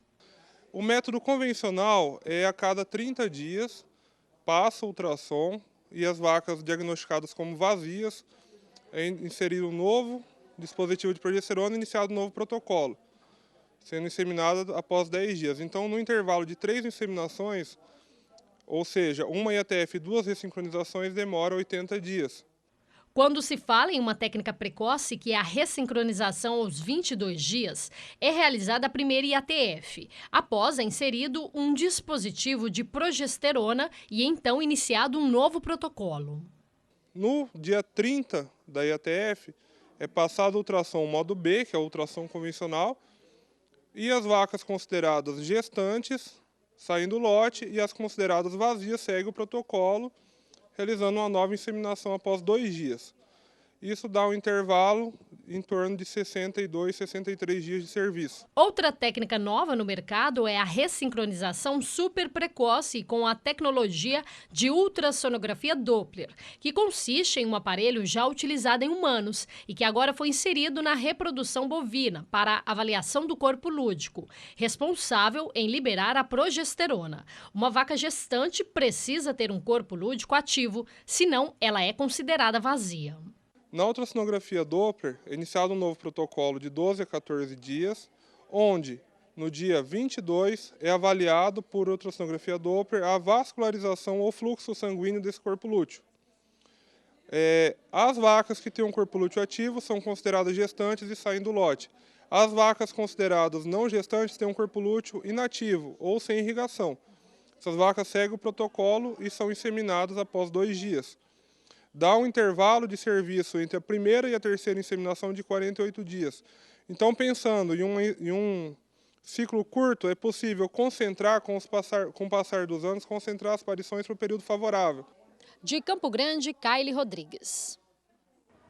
Um levantamento feito pela Embrapa mostra que entre 2010 e 2015, a adesão por algum tipo de integração no Brasil passou de 5 milhões de hectares para mais de 11 milhões de hectares. Crescimento de 108%. O Rio Grande do Sul é o estado com maior percentual de áreas com atividades integradas. É de lá que vem o exemplo de sucesso com a integração da lavoura de arroz com o gado de corte. Veja. Quando decidiu tocar a propriedade da família logo após a formação em agronomia, Ana Luísa não teve dúvidas de que era preciso aliar a pecuária com a agricultura. Na época, a mãe era a maior criadora da raça Devon no mundo. E foi justamente a necessidade de aumentar a oferta de alimento para o gado que fez a pecuarista disponibilizar as terras para o plantio de arroz. Na verdade, eu digo que a integração pecuária-lavoura, que a pecuária está puxando o carro todo. Além de eu ser a proprietária, a gente tem essa parte da lavoura com o meu parceiro, a gente trabalha meio a meio. Eu quis fazer isso logo que eu me formei e comecei a trabalhar, exatamente para poder cuidar das minhas terras, do meu solo. E é claro que a gente tem que ter agricultura na fazenda, óbvio. A lucratividade, se você for fazer por hectare, é muito maior na agricultura do que na pecuária, mas não podemos reclamar também da pecuária. Então, eu acho que é uma coisa muito boa para todo mundo, para nós dois. Da experiência na primeira safra, em 1984, saiu uma parceria que perdura até hoje, entre Ana Luísa e o produtor rural Carlos Alberto Iribarren. Ao contrário de outras propriedades onde o dono da terra aluga a área, ela participa ativamente da produção. Acompanha todo o processo, desde a seleção de sementes até a armazenagem do arroz. Iribarren entra com as máquinas e a mão de obra, e os insumos são comprados em conjunto.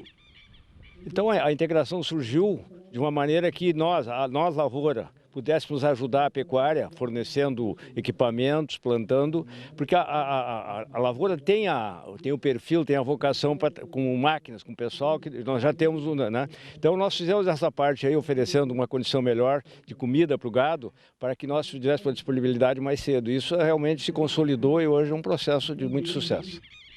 O tipo de manejo garante à Estância da Gruta uma das mais altas taxas de produtividade de arroz no Rio Grande do Sul. São 7 toneladas por hectare, enquanto a média do estado é de 5 toneladas por hectare. E além do arroz, a soja também ganhou espaço por aqui, aumentando ainda mais a lucratividade da lavoura. Fizemos uma área com soja. Quando nós plantamos a soja, nós aplainamos esse solo, deixamos pronto, numa condição muito boa, colhemos soja, em cima dessa colheita de soja vem a implantação de pastagem. Aí essa pastagem fica por 3, 4 anos até que ela comece a entrar em degradação. A partir daí nós entramos com arroz direto no campo, não se mexe no solo. Se faz essa taipa que vocês estão vendo aqui direto no campo, depois o gado fica, não tem nenhum problema que o gado fique. Quando chega agora, nesse período agora que está acontecendo, eles têm que tirar o gado para nós fazer uma dessecação para poder implantar essa lavoura a partir de 20 de setembro. Porque esse processo aqui de plantar no campo, ele funciona muito bem, mas tem que ser plantado num período anterior, de preferência a 2 chuvas boas, porque a chuva afrouxa esse solo, dá uma condição de emergência do arroz muito melhor. O sistema de integração lavoura-pecuária deu tão certo que hoje a estância da Gruta tem uma produtividade média de 210 quilos por hectare na pecuária, 216 sacos por hectare no arroz e 66 sacos por hectare na soja. Uma fórmula de sucesso que já dura 30 anos. Com alimentação abundante para o gado, em 93, Ana Luísa decidiu implantar um sistema de franquia para a produção do composto Montana, um cruzamento de diferentes raças que geram animais rústicos e adaptados ao clima tropical. Eu acho que a gente trabalhar fazendo o que você gosta muito, tem que dar certo, né? E realmente estou aqui já há quanto? 28 anos, 30 anos e estamos aí com o resultado que você está vendo hoje. Hoje, o sistema de integração lavoura-pecuária da Gruta é exemplo para muita gente. As porteiras da estância estão abertas em dias de campo, onde produtores rurais podem conhecer de perto essa fórmula de sucesso e adaptar em suas propriedades. É o que fazem Mauro e o filho Rafael, em Santa Vitória do Palmar, também no Rio Grande do Sul. Começou a lavoura pecuária, já vem uma história antiga do meu pai, né? Então ele em 1960 ele começou a plantar arroz, começou a integração e daí para cá não parou mais. Agora a gente está no 10 anos, fechando 10 anos que entrou a soja, que hoje a gente está com 50%, meio a meio no sistema ping-pong, né? De arroz e soja. E mais a pecuária, né? Essa integração aí que tá andando bem. Uma parceria entre empresas e universidades lançou um rastreador via satélite que pode auxiliar pecuaristas a diminuir os prejuízos com embargos sanitários internacionais. Assunto que você vai ver agora na entrevista gravada pela nossa companheira Sara Kirchhoff. Um colar que acompanha a movimentação do gado de corte via satélite, criado por 2 empresas norte-americanas e uma brasileira específica para o gado aqui no Brasil. Quem vai falar sobre esse assunto comigo é o Marcos Moraes, que é tecnólogo em redes e representa também 2 dessas empresas. Marcos, seja bem-vindo aqui ao SBA. Obrigado. Qual que é a principal função desse acompanhamento via satélite para o gado? Na verdade, hoje nós fazemos uma gestão por georreferência, né? Nós colocamos o colar no animal e hoje o maior ganho que nós temos a nível Brasil é a questão de você acompanhar aonde o animal está pastando, que ele não entre em áreas de proteções ambientais, que ele não tenha contato com outros rebanhos que tenham problemas de saúde, né? E qual que é a grande vantagem do colar em relação ao brinco, ao bottom, enfim? Então, veja, o bottom, ele é um produto que você precisa de um outro equipamento para poder fazer o rastreio, fazer a leitura. Ele é um processo que nós chamamos de RFID, né? A grande vantagem do EcoBoi é que ele é um equipamento totalmente independente. Você coloca ele no seu animal, né? Você coloca o colar lá nele e ele vai mandar as posições de acordo com o tempo que está presetado. Hoje nós temos um modelo aí de 18 em 18 horas, está mandando o posicionamento do animal. E como a gente está falando em um equipamento que é acompanhado via satélite, o produtor não depende de ter internet lá no campo, que ainda é um problema no Brasil, né? Sim, esse é o fundamental. Hoje nós temos um equipamento que é 100% satelital. Então hoje eu não dependo de nenhuma comunicação por telefonia celular para que ele funcione. Ele vai estar no animal, vai pegar o posicionamento do animal, vai mandar isso para os nossos satélites e nós vamos receber isso no data center e publicar isso através de um computador ou um celular onde esteja o produtor, o criador ou um centro de monitoramento que ele estabeleça. E um dos principais objetivos, né, disso e reflexos que deve trazer é a questão da sanidade animal, e isso impacta diretamente aqui nas nossas exportações, né? Sim, sim. Hoje os nossos consumidores, né, eles prezam para que esse tipo de animal não entre em áreas de proteções ambientais, não tenha contato com esse rebanho que tem aí um problema qualquer na parte de saúde. Então você consegue evidenciar, né, todo o ciclo de vida do animal, que ele não teve esses tipos de acesso. Marcos, você também estava me falando que o colar ele não foi criado para isso, mas ele também ajuda na questão do abjeato, e a gente tem visto que ainda acontecem casos, né, especialmente no sul do país. Sim, hoje nós temos lá a parte de receptividade de contatos, e quase sempre quando nos ligam é para a questão da gestão do risco. Nós temos duas gestões, a gestão logística e a gestão do risco, né? E hoje ele também atende, ele também serve para esse tipo de situação. Por quê? Nós temos aqui hoje no colar um rastreador, você pode definir uma cerca eletrônica, virtual, e se ele sair fora dessa cerca, ele vai te mandar um posicionamento, fora as posições que ele já manda para você do dia a dia do animal. Para o desenvolvimento da tecnologia também participaram duas universidades aqui do Brasil, né? Uma da Amazônia e uma de São Paulo. Isso, né? Nós fizemos uma parceria com as universidades, né? Uma parceria acadêmica, porque nós queríamos fazer o teste em campo com o animal, se o colar trazia um desconforto, né? Tanto aqui na USP, no campus em Pirassununga, quanto lá na UFRA, em Belém do Pará, foram feitos testes, inclusive na questão do colar dar mofo, prejudicar o couro do animal, enfim. Esses testes eles foram feitos acompanhados, né, para que isso realmente desse para nós uma garantia de que não dá um desconforto, porque coloca o colar no animal, ele para de comer, ele perde peso, ele engorda, então não é esse o objetivo. Então nós fizemos esses trabalhos com essas duas universidades. E como eu falei lá no início, o colar foi desenvolvido, essa tecnologia, por duas empresas norte-americanas, especialmente aqui para o Brasil. Como que os Estados Unidos enxerga hoje a nossa produção? Você que é representante de uma dessas empresas. Então, uma das empresas é a Globalstar, que é a detentora dos satélites, né, que é satélites de baixa órbita. A outra empresa é a Ecoboi, que tem junto à Globalstar uma concessão para trabalhar isso. E como nós temos uma demanda muito grande, temos um rebanho quase que maior que a nossa população, né? Aí um olhar dessas empresas para trazer, agregar mais tecnologia e melhorar essa gestão no campo hoje. Marcos, e claro que esse tipo de material é desenvolvido para grandes produtores e que tenham grandes áreas, né?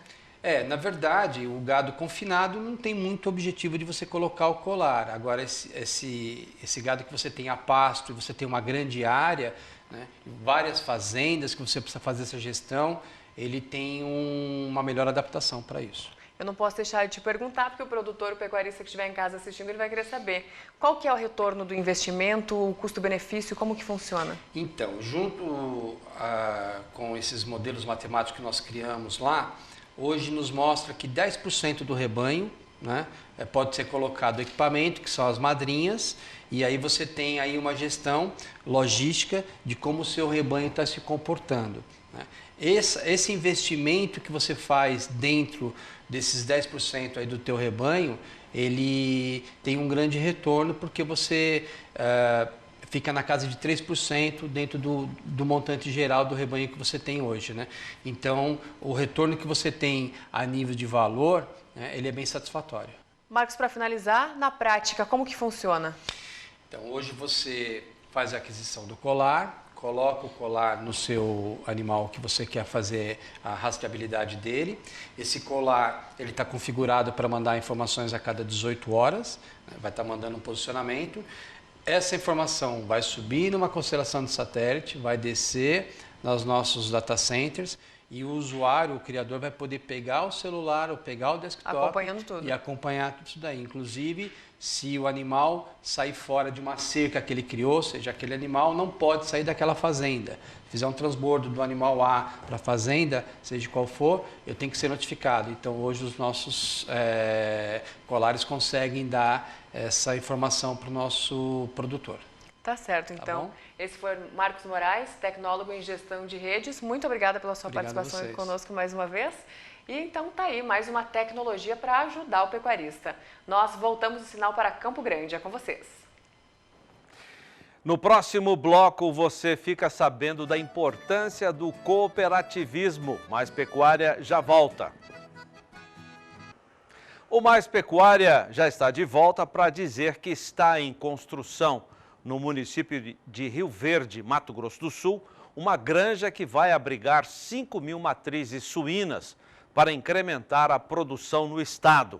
O repórter Daniel de Paula visitou as obras na área cedida pelo médico e pecuarista Rezala Elias Júnior, dentro da Fazenda Fênix. Vamos dar uma olhada. Estou dentro de uma das propriedades da agropecuária Elujá, detentora da marca Nelore do Coração, para mostrar um projeto que começou com a montagem de uma estrutura que vai abrigar 5.000 matrizes suínas dentro da Fazenda Fênix, de propriedade do Dr. Rezala Elias Júnior. Vai beneficiar uma coletividade, na verdade um gigante, o estado do Mato Grosso do Sul, que tem a sua vocação agropecuária. Projeto Granja Rio Verde, uma iniciativa da Coasgo. E está aqui representado pelo presidente, junto com o representante do governo, e teve a cessão do terreno onde está sendo montada essa estrutura, pertence à Fazenda Fênix, de propriedade do Dr. Rezala. Como é que é essa iniciativa? Fui procurado pelo Sérgio, presidente da cooperativa, que me contou da ideia, eu prontamente aderi ao projeto, achei o projeto interessante, e a gente fez a doação de um terreno para que eles instalassem a granja. Granja essa que vai criar aí 70 empregos diretos e mais empregos de escritório. Ainda tem o desdobramento do descarte dos leitões, os machos, que a gente pretende aí incentivar pequenos produtores para criar uma rede em volta do Rio Verde para a engorda desses leitões, se isso for possível, de acordo com a cooperativa. E beneficia a minha iniciativa agropecuária com a irrigação aí de em torno de 400 hectares de terra com o dejeto tratado advindo da granja. Presidente, não tinha um casamento melhor do que a abertura que ele deu e com a necessidade que existia para esse projeto decolar, né? Até primeiramente agradecer o desprendimento do Dr. Rezala, de que prontamente atendeu uma demanda de que a gente pudesse levar até Rio Verde, o município de Rio Verde, uma granja multiplicadora de genética. Ela vai ser produtora de matrizes para repor o rebanho suíno do estado e do centro-oeste. Prevê que os machos serão terminados nos barracões, nos centros, nas granjas de terminação, e as fêmeas, na sua grande maioria, acima de 90%, provavelmente virem matrizes. Então, temos uma parceria boa com o Dr. Rezala, onde nós cederemos para ele o dejeto desses animais. Esse dejeto vai fertiligar uma área da propriedade dele, dando condições de ter uma lotação animal maior do que a que ele tem hoje. Então, esse passo, com o apoio do governo do estado, vai incrementar em muito a economia de Rio Verde. Nós temos um cronograma de inauguração para agosto de 2020. A partir dali, estaremos alojando e depois de alojado vai vir a produção na sequência. Mas atividade plena a partir de 2021, onde a gente espera estar colhendo frutos dessa parceria e ainda no momento em que o mercado esteja bem aquecido devido ao problema sanitário que ocorreu na China. Como é que o Estado enxerga uma parceria como essa? Eu acho que, primeiro, nós temos que botar um pouco a lógica desse projeto, é uma lógica extremamente inovadora, porque ele visa exatamente a intensificação. Para você ter uma ideia, hoje em Mato Grosso do Sul nós temos duas grandes indústrias e abatedoras que abatem os suínos, e nós precisamos suíno. Nós estamos numa situação até normalmente a gente quer indústria para bater. Neste momento, o que nós precisamos é exatamente que a gente ampliar a suinocultura do estado para atender a indústria já instalada. E o projeto da Coasgo vem exatamente nessa linha. O Dr. Rezala aparece como um grande parceiro. Por que ele receberia esse resíduo? Por que ele vai fazer essa fertirrigação? Porque ele vai intensificar a pecuária. Então, nós estamos falando aqui para vocês, essa intensificação da pecuária é a lógica, na verdade, do que vem ocorrendo e deve continuar ocorrendo no Brasil. Então, é um exemplo, é uma inovação. Então, ele vai, através desse resíduo, fazer uma fertirrigação, aumentar a sua capacidade de suporte, vender esse boi num ciclo mais curto. Quando a gente fala dessa relação ganha-ganha, é um resíduo virando um novo negócio. E o governo do estado, nós estamos apoiando tanto no Fundo Constitucional do Centro-Oeste e também através de um programa que nós temos de incentivo à suinocultura. Para a gente faz uma redução na base de ICMS para o suinocultor, para exatamente estimular essa produção. Produção que, no caso da agropecuária Elujá, vai usar os dejetos tratados da granja para fertirrigar áreas da Fazenda Fênix, que vão integrar lavoura com pecuária, colocando primeiro a soja para a entrega de grãos, Depois o milho, que vai se tornar insumo da ração fabricada na Elujá e nutrir o gado de terminação da empresa. Doutor Rezala, essa é uma integração da integração. Deve ser muito bom ser um exemplo. Isso é uma cadeia maravilhosa, onde você sai da genética do suíno para o boi gordo. E não tenho pressa nenhuma em colher, mas quero fazer uma coisa de excelência. E todo mundo vai ganhar com isso, por isso a gente registrou essa ideia, que era uma ideia, já começou fisicamente a se moldar e dentro em breve, nós inclusive do Canal do Boi vamos estar lá mostrando essa inauguração desse grande exemplo que o Mato Grosso do Sul, a Coasgo e a Agropecuária Elujá dão para o Brasil inteiro para beneficiar uma gama muito grande de pessoas e de segmentos dentro da economia do Brasil. De Rio Verde, Mato Grosso do Sul, Daniel de Paula. O Mais Pecuária destaca agora a importância da união dos produtores. A repórter Kylie Rodrigues visitou um produtor rural que, por causa do cooperativismo, tem alcançado bons resultados na produção de suínos. Dá uma olhada. Bom dia, seu Elcio. Bom dia, seja bem-vinda. Obrigada. Vamos conhecer um pouquinho do trabalho do senhor? Vamos sim.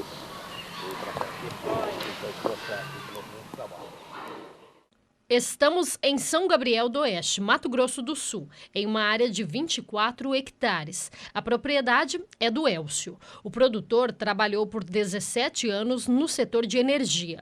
Fez do sonho em trabalhar com suínos um objetivo a ser conquistado. Com planejamento, em 2011, montou as primeiras granjas. Toda a parte de energia elétrica, hidráulica, cortinas, coxos de ração, automação foram feitas pelo produtor, que viu aos poucos o empreendimento crescer. No começo eram 2.500 animais, atualmente já são 5.000. O sonho não seria possível se não fosse o trabalho do cooperativismo com os esforços integrados. Dentro da cadeia produtiva, o Elcio é o responsável pela terminação dos animais. Eu pego o suíno com 23 quilos e entrego ele com 120 quilos, 130 quilos aproximadamente. Eles ficam na propriedade em torno de 100, 105 dias e aí a gente entrega para a indústria, que é localizada em São Gabriel do Oeste. Nós estamos aqui a 60 quilômetros da indústria e a Coasgo cuida da parte da ração, da parte do leitão. Ela fornece o leitão para a Aurora e a Aurora deposita esses leitões aqui na nossa propriedade, sob os nossos cuidados. Nos 4 pavilhões de 100 metros, a biosseguridade sempre foi assunto sério. O conforto térmico, alimentação balanceada resulta em baixa mortalidade. Mato Grosso do Sul é celeiro da atividade suína. O clima, os grãos produzidos no estado fortalecem o setor, agregando valor ao produto final. E por isso que a cooperativa vem somar com o nosso sistema, porque cada um cuida de uma parte. A gente acaba se profissionalizando em todos os setores sem precisar demandar de um investimento absurdo, né? A gente rateia esses investimentos entre os cooperados, cada um entra com uma parte, tanto de mão de obra quanto de investimento, e isso soma num todo que a gente consegue competitividade com grandes empresas, grandes indústrias, que hoje vão se somando e tornando-se gigantes, né?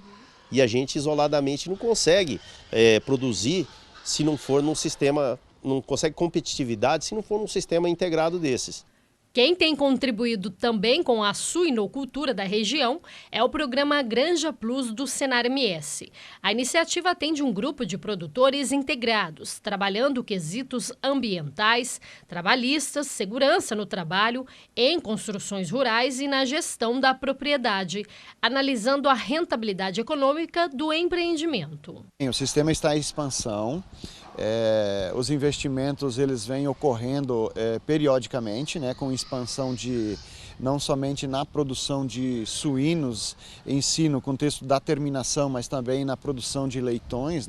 No caso dos produtores especificamente, todos eles estão empenhados no sentido de ampliar suas granjas, desde que seja possível, né, no contexto do enquadramento da cadeia produtiva. Por conta do vírus da peste suína africana, as integradoras e cooperativas têm adotado medidas de segurança que fazem parte da biosseguridade. Como que funciona o procedimento? Bom, o procedimento ele funciona da seguinte maneira: como a criação de suínos ela é uma criação intensiva, nós temos que adotar algumas medidas, dentre elas a proibição da entrada de pessoas dentro da granja que não são relacionadas ao processo produtivo. Nós não fomos autorizados a entrar nem fazer imagens dos animais. Todo o procedimento faz parte da biosseguridade. E com esse trabalho a gente tenta, junto com as integradoras, fortalecer a cadeia para que esse tipo de doença, esse tipo de enfermidade não venha cometer os nossos animais, as nossas granjas aqui na região.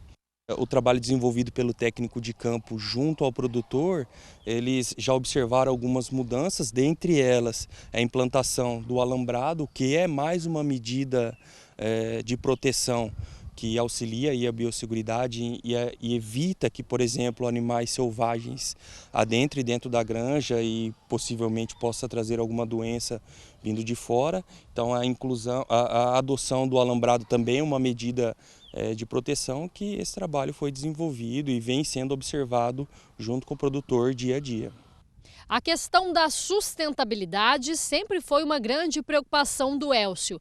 Desde o início ele separou essa área para fazer o tratamento dos dejetos dos suínos. Elcio, aqui é o biodigestor. Como que funciona? Explica pra gente.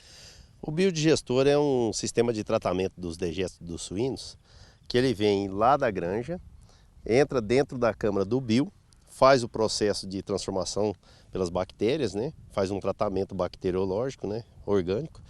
E aí a parte sólida de lá do biodigestor, esse dejeto carreia, vem para essa lagoa, faz a decantação e depois vai para a terceira lagoa, onde já está um material pronto, tratado, que pode ser jogado na pastagem como fertirrigação.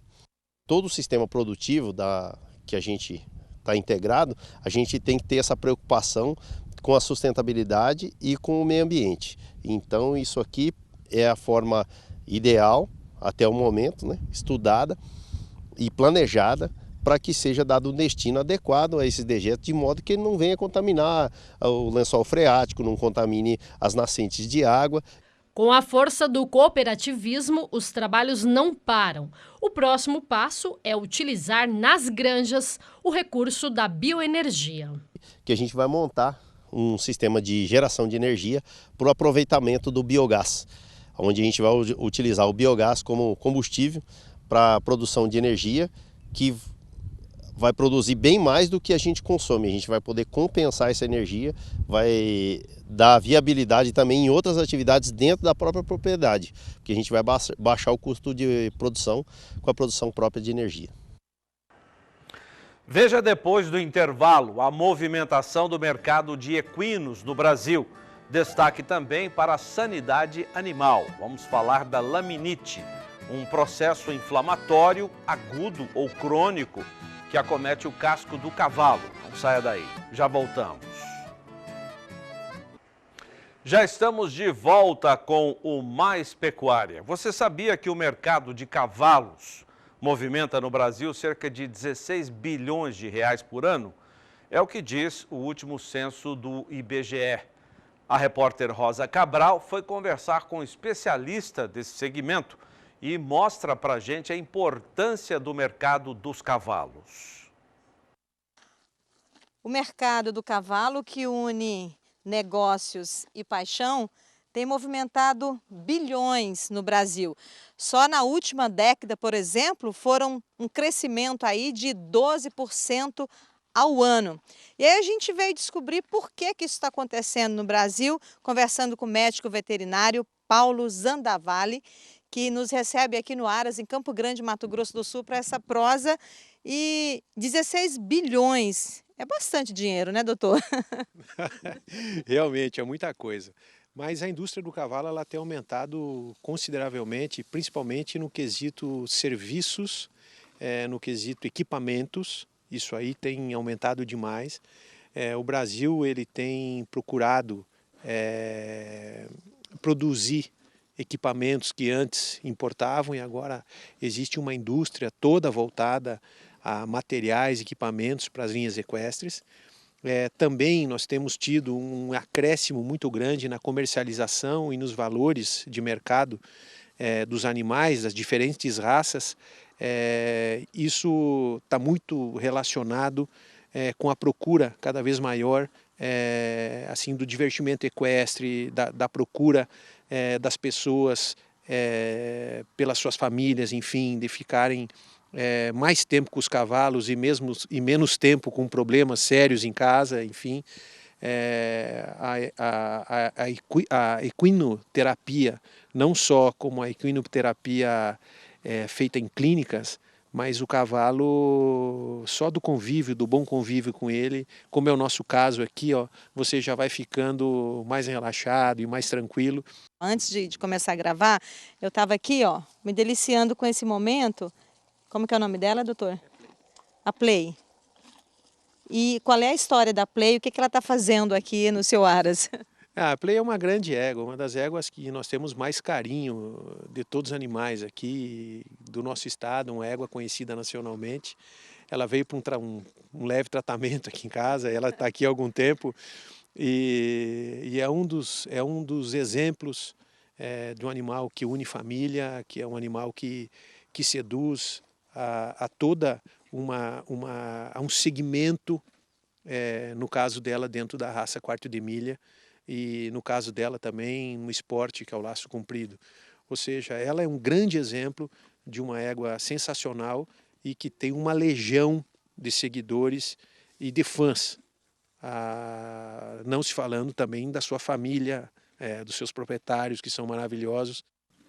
É que, culturalmente falando, o cavalo ele agrega, né, doutor?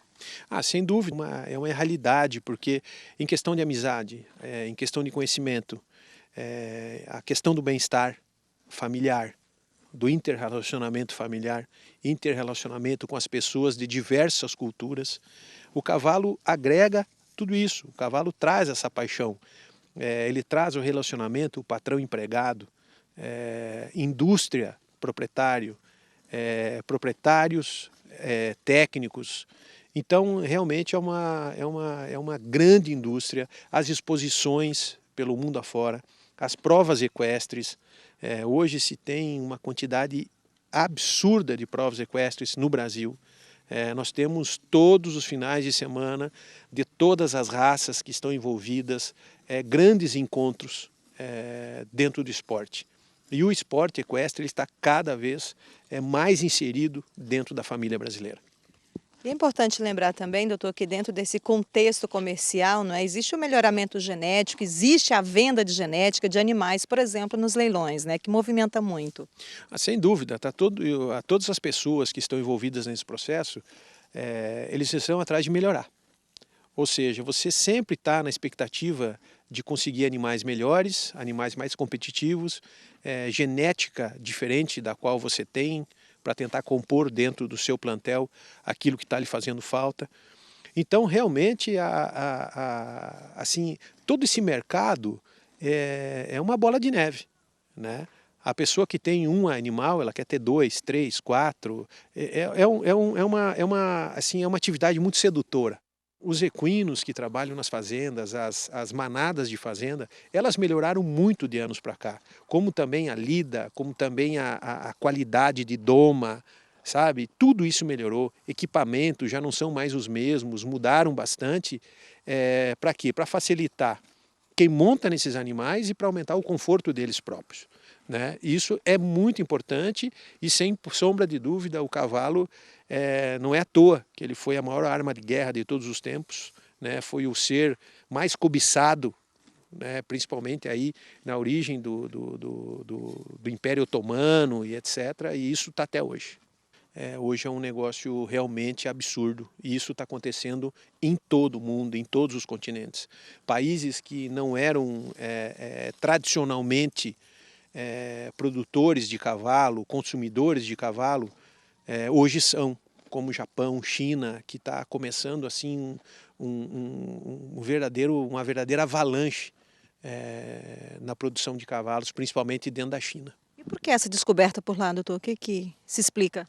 Olha, eu acredito que antes a cultura ela não permitia muito, mas o apelo do cavalo, quer dizer, a vontade das pessoas em terem este contato com esses animais tão maravilhosos e trazê-los para perto do seu bem-estar, para perto das suas famílias, isso aí, sem dúvida, está seduzindo o mundo inteiro e o brasileiro aprendeu que é melhor ter os seus filhos aqui perto dos animais do que longe dos seus olhos. E todo esse contexto movimenta a economia, né, doutor? Sem dúvida, esse contexto todo faz com que o mercado nacional seja impulsionado por isso, e não só o mercado aqui no Brasil, mas o mercado mundial também. Tá certo, obrigada pela entrevista, por receber a gente aqui no Seu Aras, e assim eu encerro a minha participação. Rosa Cabral, para o Canal do Boi. E o assunto agora é a laminite, que é definida como um processo inflamatório agudo ou crônico das estruturas sensíveis do casco do cavalo. Resulta em insegurança nos movimentos e deformidades permanentes no casco. Veja mais sobre a doença com o repórter Vinícius Souza. A laminite é um problema muito comum e para a gente entender um pouco sobre esse assunto, eu converso com o Marcelo, ele é médico veterinário, entende bastante do assunto. Marcelo, obrigado pela sua participação, seja bem-vindo ao Canal do Boi. Como que a laminite começa? Então, a laminite começa com dor nos membros, ou anterior ou posterior. Os cavalos ficam em posição de cavalete, muitas vezes, sentado, quando cometidos anteriores. É uma doença muito comum, muito frequente. Algumas pessoas também chamam de aguamento, que seria a mesma coisa. A gente tem uma alta incidência e a etiologia dela é bem variada, desde excesso de exercício, mau ferrajamento, transporte, pós-cólica, pós-pneumonia, pós-parto, pós-excesso de concentrado, causa laminite. Ela causa uma alta incidência de mortalidade nesses cavalos e perda dele também, perda da função deles atlética. Esses cavalos ficam impossibilitados após essa doença, muitos deles. Alguns hoje a gente consegue voltar esse processo e restaurar esse processo, esses cavalos conseguem ter uma atividade razoavelmente normal pós isso daí. Identificado o problema, como que a gente faz o tratamento? Identificado o problema, a gente corre porque, como eu vim dito, é um problema muito sério. A gente usa hoje crioterapia, gelo, ferraduras ortopédicas, usa anti-inflamatórios não esteroidais. A gente usa alguns casos, a gente faz até procedimentos cirúrgicos, são tenotomias do profundo. Então, uma série de protocolos que são seguidos dependendo do grau e da forma que ele está agindo neste animal. Marcelo, qual é o conselho, qual a melhor forma de se prevenir que esse problema chegue na propriedade? Prevenir é dosar o volume de ração que seus cavalos vão comer, tomar todos os cuidados e manejo na hora do transporte desses animais. Os cavalos têm que ter um piso bom, de boa qualidade, evitar exercício exacerbado nesses cavalos e sempre ter um veterinário e um bom cascador e ferrador acompanhando esses cavalos diariamente. Tá certo, então, Marcelo, obrigado pela sua participação. sba1.com é o endereço onde você pode rever essa entrevista. Também acesse as nossas redes sociais. No Facebook somos Canal do Boi e no Instagram @Canal do Boi 1. De Campo Grande, Vinícius Souza. O Mais Pecuária termina aqui. Muito obrigado pela sua companhia. Até a próxima.